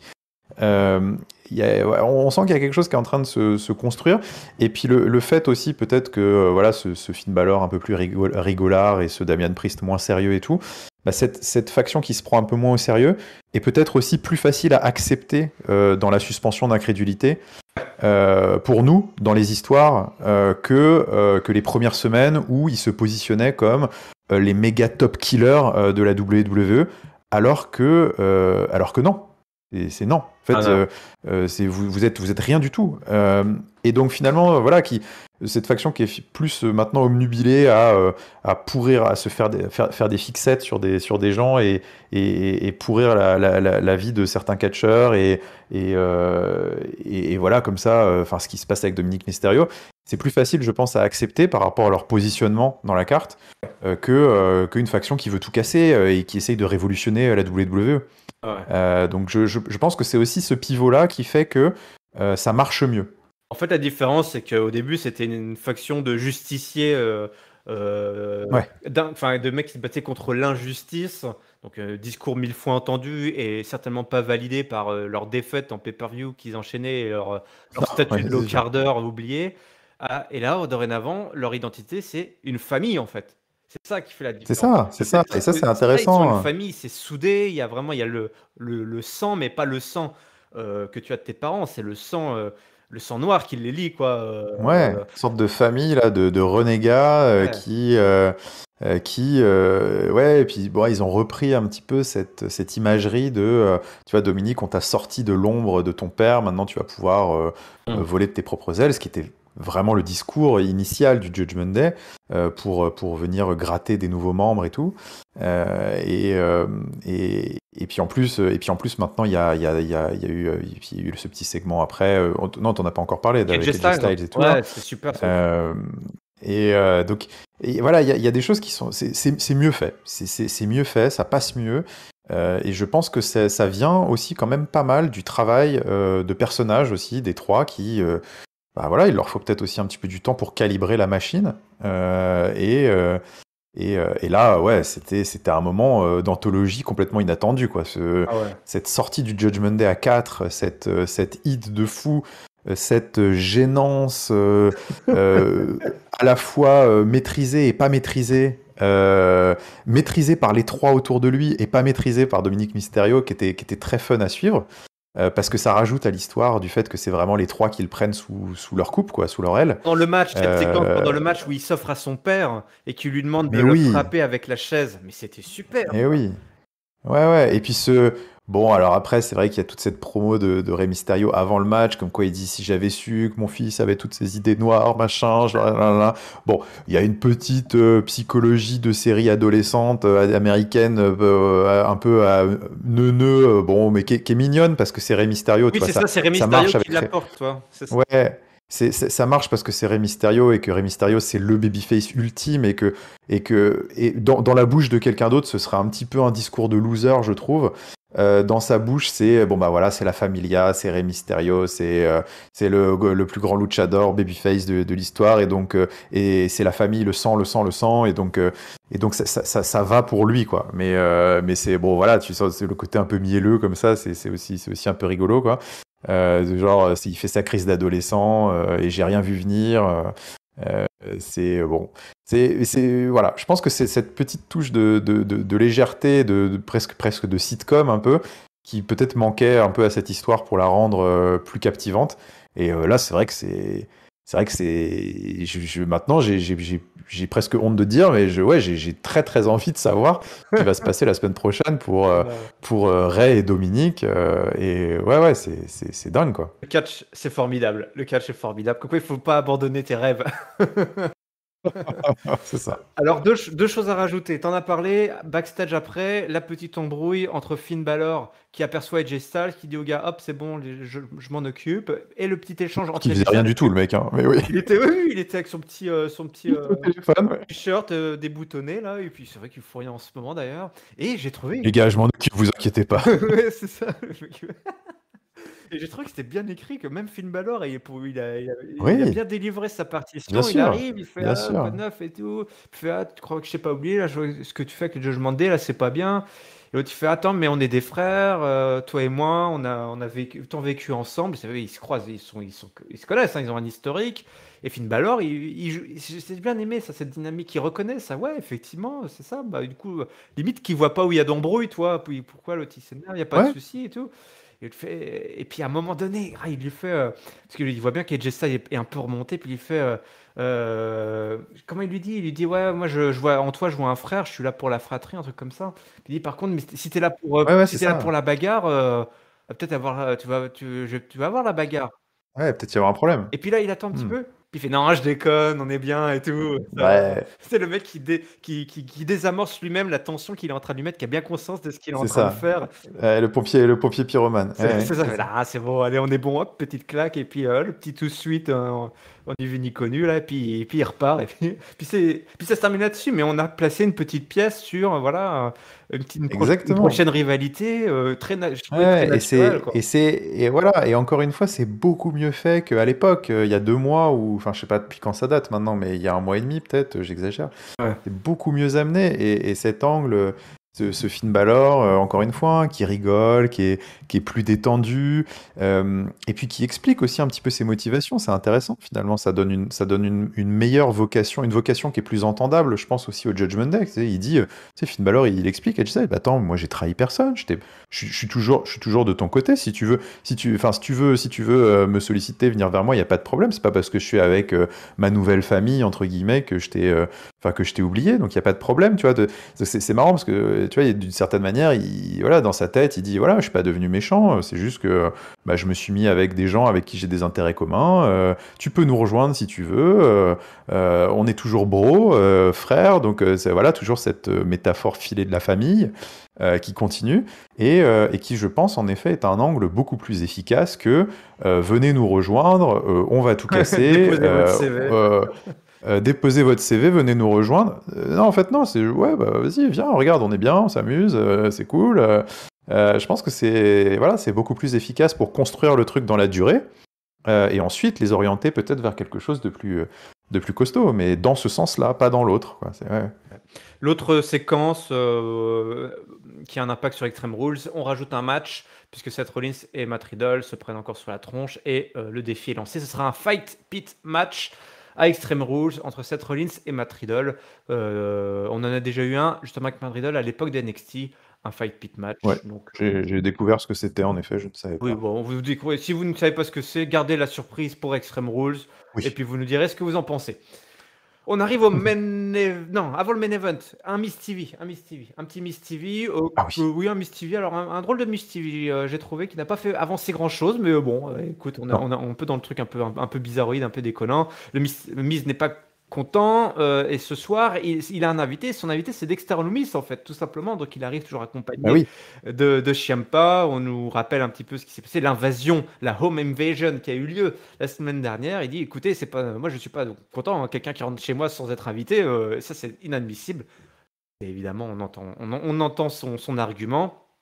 Il dit, fête d'anniversaire pour sa fille de 3 ans, et il devenait complètement parano. Il y avait des gens qui étaient déguisés en mignons, donc les personnages du film, méchants malgré moi, ou je sais pas quoi, là, enfin, les petits bonhommes jaunes, vous les connaissez évidemment, la salopette bleue. Et il devenait tellement parano qu'il, je crois, il a commencé à attaquer les mecs avec des coups de poing au mec qui était déguisé en mignon. Alors, j'imaginais la scène, c'était assez drôle. L'anniversaire était un petit peu gâché du point de vue de Mike. Et il dit, bah voilà, viens me voir. Et à ce moment-là, on voit un couteau qui commence à découper le tapis du ring, tel les dents de la mer, quoi. Et évidemment, tout le monde l'a vu, sauf le Miz. Et c'est la tête de Dexter Lumis qui apparaît. Il attrape le Miz et il essaye de l'emporter, tel Kane à l'époque. Hein. On essaie d'emporter dans les tréfonds des soubassements du ring son adversaire. Heureusement, Ciampa est là pour le sauver. Ciampa qui commence à lui-même se faire emporter et qui met un gros coup de micro à Dexter Lumis qui est assommé.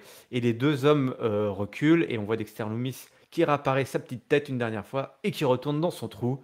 Et puis voilà, c'est comme ça que se termine ce Miss TV. Ouais, c'était assez particulier, quand même. Ouais, c'est ça. C'était.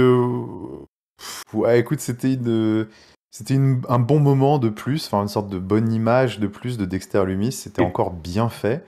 Et en fait, pour l'instant, c'est un peu ça l'impression que ça donne. En fait, on a l'impression qu'ils essayent de compiler juste des bonnes idées. En fait, c'est comme s'ils avaient eu. L'impression que ça va donner, c'est que au moment de lancer la feud entre Miz et Dexter Lumis en salle de booking, ils se sont tous réunis, ils se sont dit bon, les gars, comment est-ce qu'on pourrait introduire Dexter Lumis? Et en fait, je pense qu'il y a dû avoir 6 ou 7 bonnes idées et ils n'ont pas su choisir. Et donc du coup, ils se sont dit bon bah c'est pas grave, on va faire ça sur 6 ou 7 semaines et on va les mettre une par une.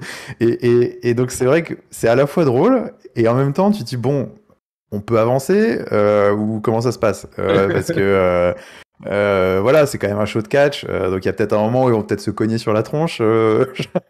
Donc voilà, ouais, c'est un peu le feeling que ça m'a donné. Bon, c'est drôle, mais bon, s'il vous plaît, avancez quoi. Moi, c'est vraiment c'est son apparition que je trouvais la moins intéressante, toi. C'était marrant, mais là, clairement, comme tu l'as dit, on se dit, oh, ça c'était une des idées loufoques qu'ils ont eues et ils l'ont faite, Ouais. mais ça fait vraiment pas Ah, le avancer couteau qui l'histoire. sort du sol, filmé en gros et tout, c'était assez surprenant quand même. Ça dure une plombe, vraiment, le mise, il voulait vraiment pas se retourner, quoi. Tout, voilà. Bah, attends, tu sais, et encore, il avait dû commencer depuis le début de l'émission parce qu'il fallait qu'il fasse le bois avant, donc Oui, oui, on voyait que c'était un peu plus mou à ce moment, qu'il y avait voilà, qu'il y avait un défaut de fabrication, c'était pas ouais, possible, il avait effectivement. dû scier le bois un peu plus tôt dans l'émission. Ouais. Bon, on arrive à notre main event qui a été booké et introduit un petit peu plus tôt dans le show avec Ah, l'arrivée, la faction de Dommage Control. Et donc Bailey, c'est ce soir la fête, la fiesta. Sortez les piñatas et tutti quanti. Ce soir, on célèbre la victoire. On va faire ça pendant combien de semaines, mon bon Giscard? La victoire ouais, je sais pas. de la prise de titre Jusqu'à ce qu'ils sachent quoi faire. des Damage Control. Elles arrivent dans une voiturette de golf custom à pimper, la Pimp My Ride, avec des néons et tout. C'est excellent. Je me dis, j'ai envie de voir ça, qu'elles arrivent avec Ouais. ça toutes les semaines. Mais je pense que ça ne sera pas le cas. Mais ça, c'était vraiment, j'ai trouvé super cool. La pyro, les confettis. Bailey qui fait du wheeling avec la voiturette de golf. L'héroïne locale est là, puisque nous sommes à San José, la patrie, la terre patrie de Bailey. Mais qui arrive quand même à avoir de la hit. Je trouvais que c'était pas trop mal à l'arrivée, quand même, Ouais, ouais. à choper de la hit. C'est un bon public à San José. Donc, Dommage Control qui est en maîtrise totale de la division féminine, à commencer par ce titre de double championne là, qui vient valider leur discours. Il est temps de reconnaître la présence des véritables championnes, puisque voilà, à San José, on a du mal à avoir des champions. Il y avait un peu de cheap hit sur l'équipe des Sharks. Et puis voilà, du petit discours en japonais, petit discours de Dakota Kai, la nouvelle chouchou de Giscal. Ça me fait bien plaisir. Elle sait tenir un micro, elles ont une vision, elles y croient. Et puis le défi est lancé. On n'a pas besoin des filles comme Asuka, Alexa Bliss et surtout pas Bianca Belair qui foutent rien depuis qu'elles sont là. Elles sont en contrôle de rien du tout en l'occurrence. Asuka avant c'était une guerrière sans peur ni reproche, c'est devenu juste un clown. Alexa Bliss avant, elle marche comme si elle avait été lobotomisée, on la reconnaît plus. Donc il n'y a que des vérités qui sont balancées par les heels. Ouais, Et Bianca, elle est là comme si elle était inarrêtable, mais c'est tout simplement parce que Bailey était partie. Et maintenant que Bailey est revenue, la réalité retombe, la réalité revient et bah, elle s'est fait coucher, la championne par Bailey. Et ça, voilà, les grosses vérités qui font mal, qui sont balancées, les faces qui débarquent pour gâcher la fiesta. Lui dit, Bailey dit à Bianca, du calme, patience, c'est moi qui décide, on contrôle. On aura le match. Je sais pas si elles ont booké le match à ce moment-là pour Extreme Rules, mais très bon. bah, ce sera, ça, c'est en fin d'émission, En du fin coup, c'est d'émission. après le main event. Ok, d'accord. Donc on commence un peu à teaser tout ça. Et puis c'est un petit peu le face-off au micro entre les deux. Et là, bon, les faces se sont un petit peu fait démonter, j'ai trouvé. Parce que Ouais. notamment Alexa Bliss qui en a pris pour son grade. Et dit bah, c'est quoi ça? T'es qui? On ne te reconnaît plus là. T'es juste la coquille de la fille que t'étais avant. T'es juste avec ta poupée là, ça sert un petit peu à rien. Alexa Bliss commence à, mais Alexa Bliss, ça quand même, voilà, c'est un petit peu, elle s'est pas laissée faire. Elle dit, écoute, si tu veux voir de quel bois je me chauffe, là, je mords toujours, parce que elle mordait plus, voilà, je mords toujours. Ma poupée, elle mord toujours et moi aussi. Donc, ce soir, il y a un match entre Bailey justement, et Alexa Bliss qui balance un défi à Bailey. J'ai trouvé ça très très bien, la façon dont ce match a été amené, même si bon, ça se retrouve en main event, donc bon, c'est un petit peu incompréhensible, Ouais. mais voilà, il y avait deux matchs de foot américain en face, donc il faut, si vous cherchez pourquoi, c'était peut-être pour ça. Le double Monday Night Football, là, bah, c'est pas compliqué, l'audience a bien chuté. On est passé largement en dessous des 2 millions, on était à 1,6 million, je crois, 1,7 million. Voilà, l'Ovalie américaine fait mal au ring, voilà, au cercle carré américain. Du coup, on a un match ce soir entre Bailey et Alexa Bliss. Bailey qui va heureusement battre Alexa Bliss. Et après, effectivement, le match, Asuka. Qu'est-ce qui s'est passé? Oui, après le main event, oui, voilà, Alexa Bliss était prise à partie par Damage Control. Asuka essaie de venir. Et puis, c'est un petit peu la grosse bagarre. Bianca qui est là également. Et puis Bayley qui place un Rose Plane sur Bianca, qui chope le mic et qui annonce donc son intention d'affronter Bianca Belair pour le titre à Extreme Rules. Et là, contrairement à la semaine dernière, elles se sont pas enfuies, les filles. C'était du 3v3 et il y a eu la bagarre et elles sont restées fortes, mon bon Giscal. Oui, elles sont restées fortes, en effet. Bah écoute, c'était, il y avait du bon et il y avait du très mauvais dans tout cet enchaînement que tu nous as narré. Il y avait cette intro en effet de Damage Control qui continue à occuper l'espace parce qu'il y a de l'espace à occuper. Merci à elle entre guillemets, parce que c'est elles qui font la pluie et le beau temps dans la division féminine depuis maintenant plusieurs semaines parce que sinon de toute façon derrière il se passe rien du tout. Donc une nouvelle fois, elles sont venues à Raw, comme toutes les semaines, parce qu'à Raw à SmackDown, donc elles enchaînent. Puis cette fois avec une petite célébration, donc écoute, c'était très très fun. En effet, j'ai beaucoup apprécié ce petit buggy de golf customisé. Je me suis fait la même remarque, j'aimerais bien que ce soit permanent, mais bon, en effet, je pense pas, mais c'était très sympa. Et cette petite célébration avec les ballons, les cotillons et tout, enfin, c'était cool, c'était bienvenu.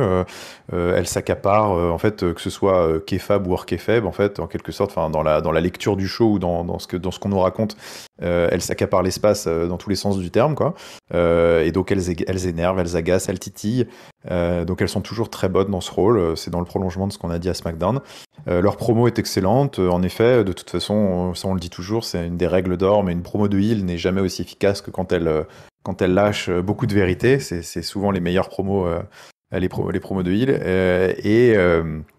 Et puis après, en fait, tout dégringole à partir du moment où les faces arrivent, quoi, grosso modo. Et alors là, le soufflet retombe. On a les trois qui sortent ensemble avec donc Bianca et ses deux fidèles lieutenants, ses deux fidèles toutous. Ouais. C'est vraiment l'impression que ça donne quand elle arrive au ring avec Alexa Bliss qui marche comme un robot avec sa peluche, Asuka qui se dandine à côté mais qui sait pas pourquoi elle est là. Elles ont aucune justification toujours, hein. On sait toujours pas pourquoi. Ces trois-là sont copines, aucune ambition. C'est d'une tristesse cette alliance de circonstances, je trouve. Et puis après cette passe d'armes aussi est très triste parce que ce petit échange entre Bliss et Bayley peut faire sourire un petit peu, mais il est très très destiné à des gens comme nous qui suivent un petit peu, qui critiquent depuis plusieurs semaines le fait que Alexa Bliss n'est plus que la coquille d'elle-même, que justement d'ailleurs sur les réseaux sociaux, sur internet, dans des interviews, Alexa Bliss depuis plusieurs semaines maintenant dit que elle-même est déçue un petit peu de la tournure qu'a pris son personnage, qu'elle a des idées pour la suite, qu'elle a des idées pour se réinventer. Attendez, vous allez voir et tout, parce qu'en effet, et donc c'est le genre de petit pic qui nous est adressé indirectement. C'est un petit peu le truc en mode regardez, on vous a écouté, on l'inclut dans nos promos. Moi, je le lis plutôt comme un aveu d'impuissance, ce genre de petit pic, parce qu'en fait, c'est plutôt l'arbre qui cache la forêt, quoi. Mais c'est plus ça met le doigt sur quelque chose de plus triste que ça n'est un ressort scénaristique, je trouve. Et donc en fait, cette petite provocation entraîne ensuite une passe d'armes assez stérile, comme tu l'as dit. Les faces sont très très neutres. Même le discours des heels commence à décliner à ce moment-là, je trouve. Et ça boucle un match qui est sans enjeu, sans intérêt. Bayley n'a pas grand intérêt à se taper avec Alexa Bliss. Alexa Bliss n'a pas grand intérêt à se taper avec Bayley. Alexa Bliss aurait plutôt intérêt à se demander qu'est-ce qui se passe dans sa vie et pourquoi est-ce que elle suit la championne sans qu'il se passe rien pour elle.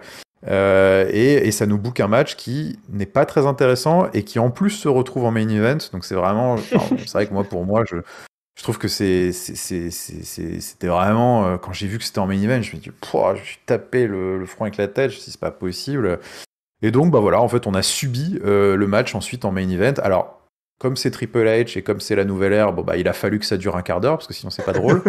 Et donc, on s'est tapé un quart d'heure de match féminin en main event, sans enjeu, sans emphase, un match que j'ai trouvé assez plat. Alexa Bliss, d'une certaine manière, a confirmé en kayfabe que c'était plus que l'ombre d'elle-même, en quelque sorte, hein, parce que je trouve que même dans son catch, elle a perdu le peu de flamboyance qu'elle. Bon, ça a jamais été non plus une catcheuse exceptionnelle, mais c'était une bonne storytelleuse, on va dire, et puis une bonne. Elle savait bien vendre et tout. Là, j'ai trouvé que c'était quand même assez fadoche. Et donc, bah voilà, donc elle perd sur une petite distraction. On comprend pas trop. Alors là, pour le coup, je fais appel à ta mémoire. Je me souviens plus, mais on est d'accord que Bianca et Asuka n'étaient pas aux abords du ring, non, pendant le Non, elles match, étaient si. pas, non, elles étaient pas aux abords du ring. Ouais. Elles étaient pas aux abords du ring. Donc Mais voilà, et c'est donc j'ai pas trop après seulement compris. qu'elles interviennent. Voilà. Donc c'est ça, c'est pareil, j'ai pas trop compris le délire parce que ça fait quand même maintenant plusieurs semaines qu'elles se baladent tout le temps toutes les trois, qu'elles savent qu'elles vont affronter quelqu'un qui fait partie d'une faction de trois et qu'elles, par contre, elles sont toujours toutes ensemble, qu'elles ont eu un match à Clash at the Castle en 3 contre 3 qui était justement booké là-dessus parce qu'elles étaient insupportables et qu'elles étaient tout le temps à intervenir tout le temps.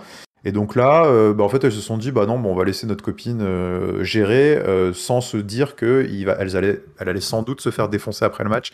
Je trouvais qu'encore une fois, c'était un peu stupide. Et donc, du coup, les heels prennent logiquement l'avantage. Et Bayley qui en profite pour challenger Bianca à Extreme Rules. Donc voilà, ça valide aussi un petit peu le fait que voilà, ce main event ne servait pas à grand chose, quoi. C'est à la fin, sur ces 20 minutes de main event, il y avait 30 secondes qui étaient intéressantes. C'était le Rose Plan sur Bianca Belair avec le challenge. Finalement, c'était ça, ce à quoi on voulait arriver. Pas sûr qu'il y avait besoin de tout ce bordel avant. Même pas besoin d'un match. Non, pas besoin d'un match. Donc voilà, ça continue à être. On est revenu vraiment sur un pilote automatique qui, moi, m'agace sur la division féminine. Et donc voilà, j'essaye quand même d'argumenter, hein, parce qu'après, on va me dire, ouais, il aime pas le catch féminin, machin. Ouais. Tu dis toujours de la Il aime merde, pas le mais catch c'est féminin, argumenté. c'est un hater. Ouais, voilà, au moins, je mets les formes. Donc voilà. Je sais, pour être tout à fait honnête, je sais plus si elles étaient vraiment aux abords du ring ou pas, mais ça en dit long, en fait, si on s'en souvient pas. C'est que même si elles étaient aux abords du ring, elles ont même pas vraiment aidé leurs copines. Elles ont pas pesé sur le match. Ouais, voilà, c'est ça. Parce que derrière, après, elles se font un peu, elles se font malmener. Écoute, il s'est passé, donc, je pense exactement la même chose que toi. C'est assez dommage, cette team de babyface par défaut là, qui effectivement, je crois qu'on pouvait pas prendre plus babyface désœuvré et sans vide, sans âme que malheureusement Asuka et Alexa Bliss. Donc c'est vrai que c'est sans âme, donc du coup c'est une équipe qui est sans âme, et c'est vrai que c'est un petit peu dommage parce que c'est quand même censé être là, pour porter une grosse faction en face. Donc écoute, ce qui compte, c'est, tu l'as dit, que ce match a été booké pour Extreme Rules. Juste avant qu'on termine, Internet s'est agité évidemment suite notamment à ce match, parce qu'il s'est passé deux choses pendant ce Monday Night Raw. La première, c'est qu'il y a un mec dans les gradins qui avait un gros QR code géant, et que si tu scannais ce QR code géant, en fait, tu allais sur un site de la WWE avec une animation d'un jeu de pendu, et puis un petit lapin blanc, et puis un petit sablier qui tourne, et puis des trucs démoniaques et tout. Donc tout le monde commence à se demander, mais qui ça peut bien être? Quel est le message qui arrive? Puis tu avais en plus. Oui, j'ai appris ça sur Discord. Ouais, il se passe des choses. Hein. Donc on parle de retour, on parle que non, c'est pour un mec qui est déjà là. Je vous laisse en juger. Et puis on avait aussi eu, pour alimenter également ça, je sais pas si c'était vraiment lié ou pas, mais pendant le match, les lumières ont été coupées, il restait plus que de la lumière rouge. Pendant le match des filles en main event, ça a duré 2 secondes, il y a eu une coupure courant et les lumières rouges qui restaient. Donc voilà, ça vous rappellera évidemment les mises en scène d'un ancien employé de la WWE. Moi, je veux pas trop en savoir parce que je veux garder les surprises, mais là, la WWE nous le met sous le nez, donc on est obligé de le voir. Mais en plus, avec le discours qui a été tenu face à Alexa Bliss, en plus, j'ai trouvé ça un peu bizarre. T'avais Asuka qui gardait la poupée, et ils ont défoncé la poupée un peu. Asuka, elle était au sol, et puis ils donnaient des coups de pied sur la poupée d'Alexa Bliss. Donc il y avait, on peut surinterpréter des choses. Voilà, oui, peut-être que si on peut sauver les soldats Asuka, les soldats Alexa Bliss au passage, ça pourrait être pas mal, quoi. Ça pourrait être pas mal. Mais c'est vrai que Ah bah, ouais, elles en ont besoin. Elles en ont besoin. C'est comme ça, sur ce drôle de main event que s'est terminé Monday Night Raw. Alors, est-ce que c'est à cause du foot? Est-ce que c'est à cause... ou c'est juste Triple H là, qui croit qu'on peut faire des main events comme ça, là, n'importe comment, je ne sais pas, sans enjeu.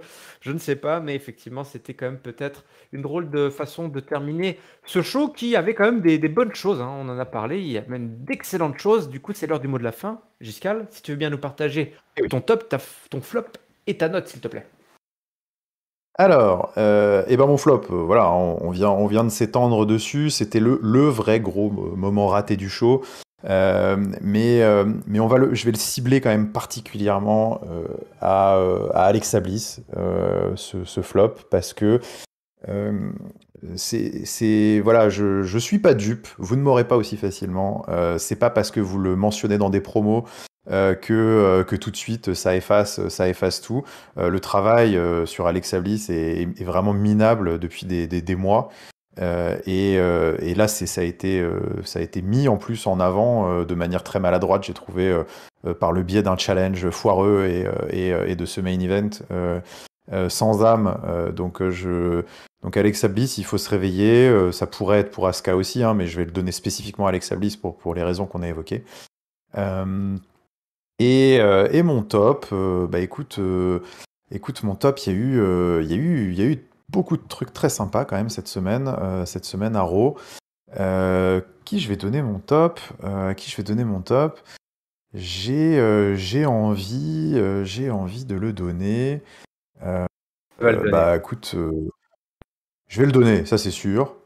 Mais je vais pas le donner ouais, si, je suis obligé. Le Judgment Day, quand même, c'est incroyable.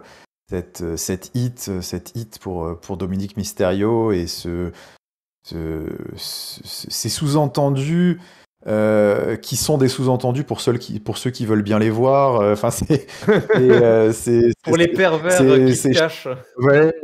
Ah, je trouve que c'est vraiment bien foutu, quoi. C'était vraiment très drôle. Et c'est vrai que. Non, et puis en plus, maintenant, plus j'y pense, plus c'est vrai que c'est un top incontestable, mais c'est tellement enfin, on part tellement de loin que je suis assez admiratif quand même de ce qu'ils ont fait cette semaine. Donc non, bravo au Judgment Day et bravo à Dominique Mysterio malgré lui, j'ai l'impression, parce que c'était ça qui était peut-être encore plus drôle, c'était que j'ai l'impression qu'il a rendu ce segment encore plus épique, mais malgré lui. Et puis ma note, écoute, je vais les femmes nous brident un petit peu sur la note, mais je vais quand même mettre un 3,75. J'irai pas plus haut parce que malgré ça, enfin c'est quand même les femmes ont occupé quand même le main event du show, donc je peux pas trop l'occulter. Mais sinon, si on sort de là, on avait quand même un show qui était extrêmement solide avec du très très gros catch, des très belles promos, quasiment tout ce qui sortait des segments féminins était pas loin d'être très très bon. Donc ouais, un bon 3,75 pour ce Raw. Écoute, pour la note, je vais te rejoindre. C'était un super épisode de SmackDown, évidemment porté par mon top accordé au Judgment Day. Cette hit phénoménale en particulier qui a jailli de l'arène. C'était assez incroyable. Mais il s'est passé plein de bonnes choses, que ce soit le match pour l'opener, Kevin Owens, Austin Theory. Tout ça, c'est du beau, c'est du lourd. Mon flop, écoute, ouais, mon flop, moi, ça va être pareil. Ça va être ce match en main event qui était franchement pas terrible. Euh, voilà, c'est pas, mais c'est bon, globalement, c'était quand même, j'ai trouvé un très très très bon épisode de SmackDown, hein, vraiment. Même il y avait aussi Sami Zayn et tout ça, c'était assez formidable, tout ce qui se passait avec Solo Sikoa. Enfin, vraiment, ça aurait pu quasiment être un sans faute pour ce SmackDown. Finalement, c'est pas mal, on est pas mal, hein. Si on en est à 375 et qu'il faut juste changer 2-3 trucs, on va y arriver jusqu'à, il faut y croire, il faut y croire. Et c'est comme ça que se termine ce double épisode, ce super catch-up, et oui, pour SmackDown et Monday Night Raw. Pour ne manquer aucun épisode, aucune review, c'est gratuit, c'est simple, il suffit de s'abonner. On est sur toutes les plateformes de podcast, également sur YouTube. N'hésitez pas à nous suivre sur les réseaux sociaux, Twitter, Facebook, Instagram, Catch-up CDC, le lien vers le Discord est dans la description. Je te remercie, Giscal, pour tout ce temps alloué. Là, on arrive quasiment aux 2 heures, mais il fallait bien ça pour ce double épisode riche en émotions.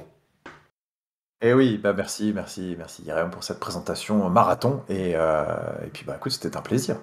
Je passe un petit message à Gilou. Gilou, on ne t'oublie pas. Semaine dernière, j'ai oublié Gilou.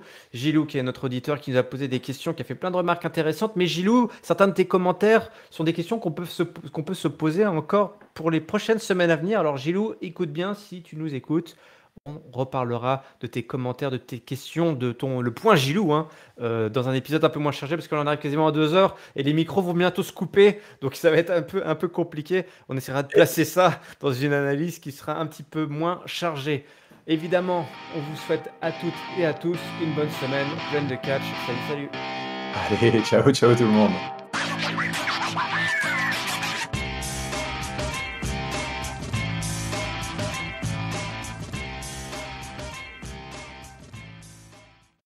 Il restait plus de temps, on va être coupé à l'antenne. Il faut rendre l'antenne. Même pas d'autopromo, on coupe, on dégage. Allez, ça suffit.